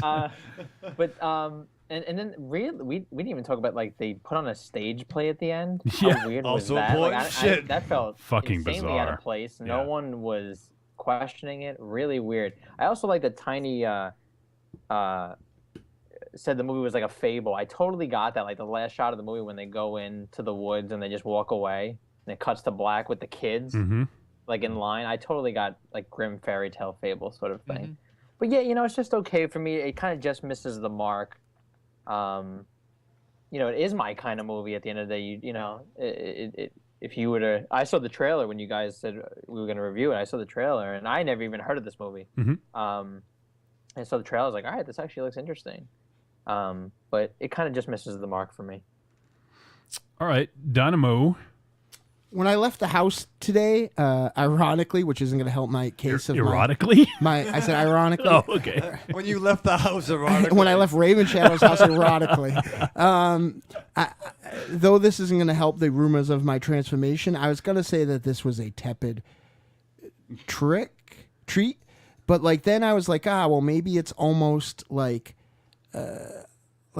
maybe it's almost what's the other one? Almost barely a trick. Barely a trick. Yeah, but I feel like it's not quite that. For me, this movie, like, despite its intentions and despite anything else, and with all due respect to, like, I mean, you know, if everybody doesn't know how much I respect Professor Jay's opinion, like, I certainly, you know, it's public knowledge. I respect Large Williams, who was also a fan of this film, opinion very much. This just didn't do anything for me. So I guess if I have to, by our rating system, which at times is stifling, right? Like, it doesn't quite like ended up like. I guess this is a trick, but like I didn't like, just like Joe said, like I didn't feel like I saw a bad movie.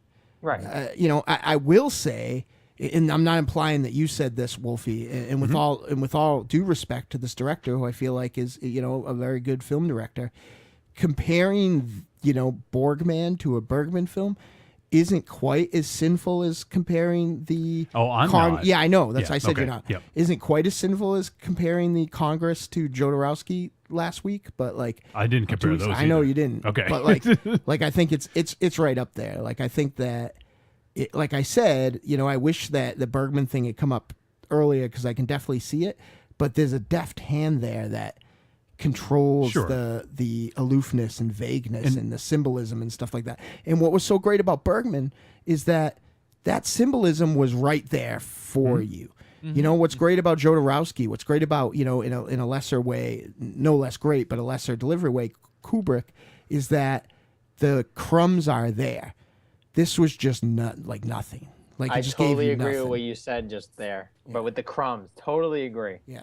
It's like, just, I just rewatched The Shining tonight. We just did a Shining commentary, Tom and I, Oh. and talk about breadcrumbs everywhere. You know, it's just like... Don't mention that film to Dynamo. It's beautiful. Dynamo hates that film. Yeah. So as a person who just made that brilliant point about Kubrick versus this film, how could you say that? because he made a bunch of other good movies. Oh, okay. All right. But Shining is like the template for the... I'm a King fan, though, you know, and it just wasn't what I wanted it to be. I think all intents and purposes, from what I understand, this director, this sort of came out of nowhere for him. I haven't seen any of his other films, so I can't speak on his filmography, but apparently this came out of nowhere, and everyone was like, oh my God, like, who is this guy? Like, he's done nothing up to this point, you know? So I don't mean to downplay his filmography, but that's just what I've read in some of the reviews I've read since watching it. So, you know, so it sounds like he, you know, wasn't really on someone's radar, and this film just sort of popped out of nowhere. So, all right, well, there you go. We got 3 treats and 2 tricks, but nobody really hated this movie. It's just, I think it's a you know, a matter of taste. I'm having a deep breath though, like, because somewhere I feel like Professor J is going to hear this and sweep down like Batman and like take me to school. It probably will. Yeah. You know, like, but you know, I'm willing to. You know, I'm not above admitting I'm wrong or like not. Yes, you are. No, that's not true. That's I could see why people like this movie. I Oh, yeah, understand yeah, why. for sure. It's not, but I agree with someone said it during the review. It's not amazing. It's good. You know. All right. You know, if I saw someone say I'm it's a offended now. masterpiece, it would be a little weird. I'm the one that blames myself for everything. I blame myself for the show being bad, even though it's clearly not my fault. Just really quick, I'm actually curious. Tiny, what do you think of The Shining? Just really quick. I love The crazy. Shining. Yeah, no. Right, no. okay, I would figure. I don't get why Dynamo doesn't love that movie. Yeah, it doesn't make sense. That's all right. And Joe, Kubrick is probably my favorite director. I fucking love The Shining. I get more and more obsessed with him as I grow. He's in my older. top 5 for sure. Yeah. Yeah, for sure. So, all right, well, that's it for our film reviews. We don't have much time. We're past the 3-hour mark, so we need to quickly get through our feedback. We have 4 voicemails, and I don't think we have any emails or tweets. So let's I'll get through these. Here is our first voicemail. It's titled "Chain Gang Christmas Cocktail." Oh shit! Oh boy! So let's see what this is about. In keeping with this episode's holiday spirit, Trick or Treat Radio is proud to present Bobby Chaynz with his recipe for Chain Gang Christmas Cocktail. So, what I need everybody to do is write something down. All right? a couple of Valium, a half pint of whiskey, Michael Ravenshadow's pubic hair, throw in a couple of Hot Pockets. I want you to crush them up. I want you to put them into a Arnold Palmer iced tea and stir it up real nice. Ooh, just put in a splash of vodka, but just a splash, baby. Just a splash. That's it. Have a good day, folks. Wow. From all of us to all of you, happy holidays from Trick or Treat Radio. Chain Gang is ready to gangbang. Raven Shadow, what are you having for dinner? Pass. Chain Gang Christmas cocktail? I wouldn't drink that. Yeah, no. I don't know what film he reviewed, so I held off, but I think that our boy Josh from the Arkham Film Society was going to review The Guest. But I wanted to hold off because I wasn't positive if he was going to talk about both. But let's hear from Josh from Arkham Film Society, and let's get his thoughts on one or both of these films. By the way, Josh is awesome. He's the best. Hey, Trick or Treat Radio, fellas. It's Josh from the Arkham Film Society back again. This week I'm calling in with my thoughts on Adam Wingard's The Guest. Well, The Guest is an incredibly fun film, but I have a hard time saying it's a really good film. For the most part, the cast is fine. There's nothing really wrong with the story. I think it's more of a pacing issue and a tone issue. I understand that they're going for this 80s throwback, over-the-top action. It's pretty much just a Terminator homage. But for the bulk of the running time, everybody with the exception of Dan Stevens is playing it way too deadpan, while he's mugging, evil looks to the camera anytime somebody else isn't on screen. And then by the time the rest of the cast catches up to him, as far as the over-the-top aspect goes, it's over an hour into the film. I mean, the last half hour or so is great. It's a lot of fast-paced action, and it's over the top and fun, but I just think getting there was a little too slow and a little too uneven. So, overall, I recommend it if you come across it on Netflix or something, but this isn't something to run out and buy. I guess it's what you guys would refer to as the tepid treat. So, I don't know. It's a fun film, but I think everybody involved has something better. I was a big fan of Wingard's You're Next, so I know he can make a great film. This just wasn't it, and I look forward to whatever he does next. Although, I do kind of give a little bit of credit for this is actually in the same world as You're Next.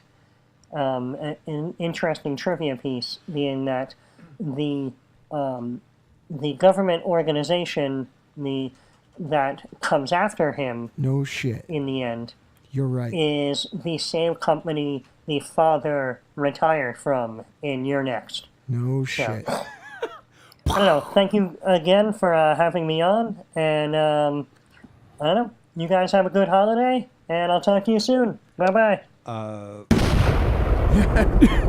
For all that science... Josh just blew our mind. Does Josh know that it's really the sun? I don't know. It's really Caleb? But Caleb, awesome. Caden? But you blew it because we weren't doing spoilers right now. Yeah, thanks. Jesus fucking Christ, Raven Shadow. He played the spoiler button. No. That was Josh blowing our minds. I thought that was the blowing the spoiler away. No, we can't just continually come in and out of spoilers. But they've already heard the show. Shut up. They've already mowed the lawn. No, but they probably fast-forwarded through that if they didn't want to hear spoilers. Why do you think we would announce it for them to listen to anyway? Well, Raven Shadow doesn't get this. She edited this out. All right, so thanks to Josh. He is the fucking... Somebody gave Raven Shadow a roofie. Josh is the fucking man. But what do you think of that? That's crazy. I didn't realize that this is in the same world. Yeah, Did you, Dynamo? Did you get that? I did not, but he's 100% right. I've watched You're Next a bunch of times. That's very cool, yeah. So thanks to Josh for calling in. Now we have another voicemail from Bobby. Is it Bobby Brady? I don't know. I wonder who this is. Howie Mandel's Bobby? Yeah, maybe. Hey guys, Bobby Chaynz here, Oh. representing the Chain Gang. As you may notice, I'm a bit out of my element because I'm sober. But that's okay. I wanted to be that way when I left this voicemail. Because my intention for this voicemail is to just extend my thanks to each and every one of you that contributed last week to that conversation after the buffoonery type Chain Gang voicemail, the usual voicemail it's received. And then Dynamo proceeded to talk about the fact that he's excited about my next audio endeavor. And you guys proceeded for the next 5 minutes to just not just directed towards the Chain Gang and Unchained with Bobby Chaynz endeavor, but it really reached out its arms to anyone that wants to be creative. You cannot hold yourself back or wait until somebody puts an opportunity in your face. You really have to get out there and do it yourself. It's DIY when it comes to this. And I really think that I live by the words of Jim Cornette. His philosophy on wrestling carries over to any form of what you're trying to do to live out your dream.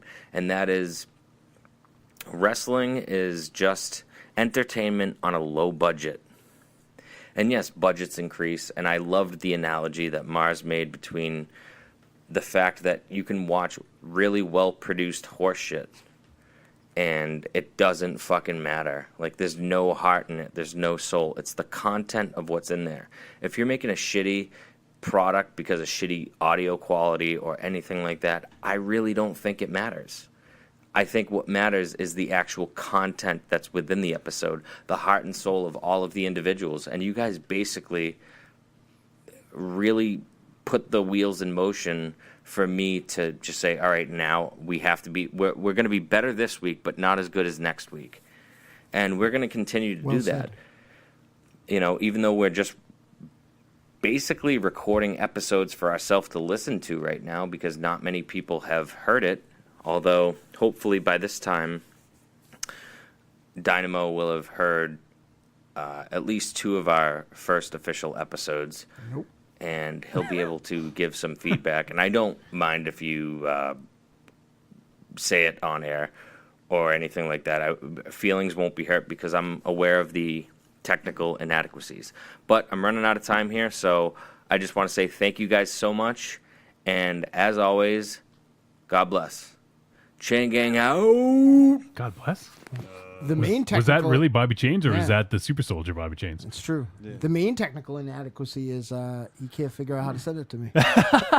Dropbox, baby. Yeah, I can't figure out how to get it. So. Cool, Bobby Chaynz. Thanks for calling in. Love you, man. And and sober, drunk, whatever. We love your calls, and thanks for appreciating what we had to say. That's something we sometimes preach on the show, but it's cool when people are able to sort of grasp onto it and appreciate that. So thanks, man. Is he talking about doing a podcast? I'm sorry. Yeah. He's okay. He's been. Does he do a wrestling podcast or? I don't know. I'm not sure. He is such a knowledgeable dude about many different things. I'm sure it could go lots of places. Yeah, when he talked about, it doesn't matter what the quality is, because I know Bobby Chaynz is a big fan of shot on video films. Yeah. So right there, I mean, I assume he's going to do a film podcast, but I don't know. I mean, Bobby Chaynz, why don't you tell us? Tell us, man. His knowledge. His knowledge far. This part's not hard. His knowledge far dwarfs me on his film knowledge, and he maybe even more than me in his wrestling knowledge, and that says something because for some reason I know a fucking shit ton about wrestling. Yeah. So we got one more here. This is apparently DC Comics listens to the show. Oh no! Shit. Happy holidays from DC Comics. Batman, baby. Hello. We here at DC Comics would like to remind all the listeners out there that while some people think the Christmas season is a time for such childish ideas as enjoying life and spreading cheer, it can also be a time to think about all the people whose parents have died. We would also like to assure the movie-going public that this year's crop of so-called upbeat superhero movies will not go unchallenged. As a response to this year's Guardians of the Galaxy, we too are working on a movie about a band of outcasts who form a group dedicated to a singular goal they'll stop at nothing to achieve. We think you'll like it. It's called Suicide Squad. So before 2014 draws its final breath, remember, children, somewhere out there is the exact place you're going to drop dead. And no matter where you go, there it is. Happy holidays. There's a new Ant-Man trailer out. DC Comics so upbeat. Mm-hmm. You know what I have to say, though, to pull the curtain back? It doesn't matter if any of you smart motherfuckers agree with me most of the time. It's that the funny guy agrees with me is why I win. Who's the funny guy? Whoever sends in our mystery messages every single week. Yep. Oh, that was from DC Comics. No, see, I was pulling back the DC curtain. I Comics, said, Dynamo, there you go. Yeah. the DC 10 comics. Who's that? So that's it for voicemails and feedback. Speaking of, if people hear this before we record our year-end show, so this episode is going to drop on Friday the 26th, and we're recording our year-end episode on the 28th. If you want to get a list to us, we want to include it in our show. So you can go ahead and you can drop us a voicemail. Go to trickortreatradio.com, click on the contact, leave a voicemail. You can do it through there. You can send us. Everyone has a smartphone these days. You know, almost everyone does. So you can record a voice memo on your phone and then email it to podcast@trickortreatradio.com. Yeah. Or, you know, if you're an audiophile, if you're someone who you know can record a WAV file or an MP3 or whatever, you can go ahead and do that and just send it to podcast@trickortreatradio.com. However you want to get to us, or even if you don't have time to record something and you have an email, you can even email us and we'll read the list on the air. But I'd love to get lists. It can be anything. It could be your favorite films of the year, your favorite horror films. It could be your favorite comic books. It could be your favorite film scenes of the year. Your least favorite. Least favorite, you know, anything. Your favorite racist Michael Raven channel comments. It could be your favorite Trick or Treat Radio moments from the year that was. Anything related to the show or the stuff that we talk about, whether it's films, comic books, music, anything like that. Go ahead and give us a list. I'd love to include it in there. We may have some cameos from some previous guests and or friends. And we may have some surprise guests in studio we're working on. So hopefully, there's a couple of interesting options floating around at that time. Yeah, hopefully one of them, one or both of them works out. Geniuses and barbarians will be yes. So please, if you hear this and you want to get something to us, and it's also a great opportunity to plug your shit. If you have a podcast, if you have a band, if you have a film, if you have a web series, you have anything like that. After your list, please plug. Right, Raven Shadow? Is that what they say?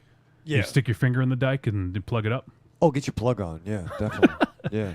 So we want you to plug your show, and we want to hear about your lists. Or not your show, your stuff. Whatever your creative endeavor your wares. Is. Yes. You may shill your wares. So speaking of plug, Joe, this is a perfect segue. I want you to tell folks about the House of Horror podcast and where they can get it and why they should listen and all that good stuff. It's actually weird at the moment. I know Dynamo knows about it, but we're actually literally, this is the last week we're going to be the House of Horror podcast. We're actually taking over and doing we're doing all films. We're Tom and I are kind of fed up with modern day horror, and we've done a lot of retrospectives, and we've done the podcast for almost 4 years, and decided that we're going to open it up to all films and nice. Horror, of course. So as of 2015, we'll be called Film for Thought Podcast. We're going to keep the name the House of we're gonna keep the name the House of Horror Podcast for the next year. So if you go to either site, it'll redirect you to where we're at. So yeah, as of right now though, because it's not up, the houseofhorrorpodcast.com. We just did the Shining retrospective. I'm sorry, the Shining commentary track, almost 3 hours long. You want to hear something funny? We did the commentary track, and I exported the final version of it out, and it was 2 hours and 37 minutes. How fucked up is that? I thought that was really 237. crazy. That is pretty crazy. Yeah. That was a little crazy. That was that sitcom, right? There's no place like home. That one? Nope. Jack Hay? That's not the one. Jack Hay and the girl from Sesame Street. Come on. He's doing a plug here, Dynamo. Come on, Dynamo. Stop Jesus, singing. yeah. You sound like somebody in my band. So yeah, that's the website. And then the one other thing, Dynamo will share my sentiment. I don't know if you guys are on it, but Letterboxd. I'm on Letterboxd. Do it. Which is an awesome website for just hardcore movie fans that I keep promoting. So I'm at letterboxd.com/Joe DiCanio. I love it. And what about your film work, Joe? Oh, JoeDiCanio.com. Both my short films are up there. Yeah, if you want to see them, they're up there. Cool. Everything I've ever done. There you go. Definitely check it out. Joe and Tom are super knowledgeable about films. It's great to hear them talk. They have insight that that we don't have because you guys have been on sets. You've made films, and while we've written things and we've dabbled, you guys have the experience, and it's good to hear you guys talk about that sort of thing. And you have a different perspective. So, if you want a little bit more science in your reviews, go check out Film for Thought now, and I think that's a great name, by the way. Yeah, it's great. Oh, thanks. So I will definitely be checking that out, and go back and check out House of Horror, the back issues, so to speak, and get primed up and ready for Film for Thought. Right, it's all the same too. Like not same for the horror fans are also welcome because we're not shunning that out either. I don't want people to think it's just turning into a regular podcast. And the beauty of the new show is that we're going to do older films too. Like our first episode is going to be Goodfellas. Nice. So, there you go. And Tom never saw Goodfellas, so you get a different perspective on stuff like that. Tell me he's not missing out.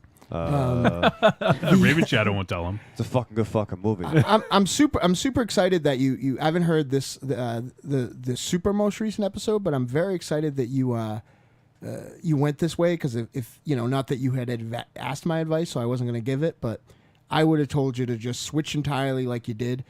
Or keep House of Horror and tell people to go fuck themselves if they don't like what you're doing that week. So I like that you're just, picking up tracks and go, right. yeah. We were so scared. We were going to keep both shows originally and rotate, but then the feedback was so overwhelmingly positive that we were like, all right, you know what? We're still going to review horror movies too. Yeah. We're still going to have the What We Watch section and everything's going to stay the same. There's still same two guys doing it. But the whole thing is, you think about the new listener that stumbles across the show a year from now. The podcast is called the House of Horror Podcast. Wait a minute, they reviewing Goodfellas? This doesn't make sense. So you got to keep it in perspective. As much as I don't want to change the name because it's a great established name over the past 4 years that has succeeded, you kind of got to think of the future. And in a year from now, it'll make sense. Yeah, so. And I guess still people can, that stuff's not going away, right? I mean, it'll be available. Everything's staying the same. Cool. Only the name. Yep. And the name and the design of the site are the only things that are going to be different. Cool. So people can still go listen to the House of Horror and, get primed up and ready for Film for Thought because these guys know their film, and it'd definitely be cool to hear you guys talk about different genres as well. Hey, I'd listen to these cats talk about, Santa Claus versus Satan for 90 minutes. So, yeah. Definitely check out the new podcast. Go back, like Wolfie said, the back issues. I don't recommend crap to you, so I only shill the good stuff. So definitely check it out. Yeah, and Joe, definitely a fucking trooper for hanging out for 3+ hours. I definitely appreciate it because it's always a pleasure to hang out with you and get your perspective on stuff. So thanks for coming on the show again. I enjoy it, guys. You guys are a blast to hang out with.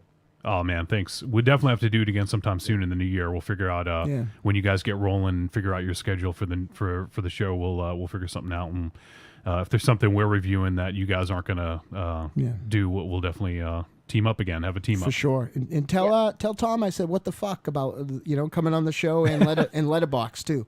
I keep bugging him. He's really busy now. Yeah. But I keep bugging him. I'm like, you got to go on Trick or Treat. We got to go on there together. And he's always busy. And You're awesome on the show, but he's actually mean like us, so he'll fit in perfect. right. Yeah. Fit right in. All right. Well, I think that's going to do it. This is the last. Well, actually, this show will drop after Christmas, so we don't need to really say any holiday wishes. If you have something, Raven Shadow, anything? I got nothing. All right, Tiny, how about you? Give it Easter Let's wish. get out of here. Let's go have Christmas. Yeah, it's Christmas time is here. It's Christmas time Eve. for toys and time for cheer. Go watch Batman Returns. Classic Christmas viewing. Yes, there you go. Die Hard 1 and 2. There you go. Now you're talking. The Shining. Gremlins. Yeah. LA Confidential. Yeah, I like LA Confidential. There you go. There you go. You got a new show coming Now up. there's a crime movie. See? Yeah, it's good. There you stuff. go. Go watch Cold in July. Yeah, oh wait, July. Where we are right, Have you ever seen the right Grinch, now, Joe? uncomfortably warm in December. How about sweating balls in the studio? I think Borgman is fucking in the studio. The Yeah. devil. Yeah. It is kind of hot in here. What the fuck? Kind of fucking hot. Well, it's like 40 degrees It's outside. like south of hell in August. It sucks. Stop fucking smoking. Can I smoke? No. All right, we gotta go. Remember, children, wherever you go, there you are. Long show is getting long. I don't have the music queued up yet, Dynamo. Oh, Hold on. sorry. All right. We're losing our rhythm. We're losing our fun quag. All right. Once again, Joe, thank you for coming on the show, buddy. Dynamo, why don't you go ahead and take us out? Remember, children, wherever you go, there you are. Thank you, everyone, for tuning in to episode 126 of Trick or Treat Radio. We will see you next week when we discuss Under the Skin. And check out our year-end special. It'll be awesome. See you.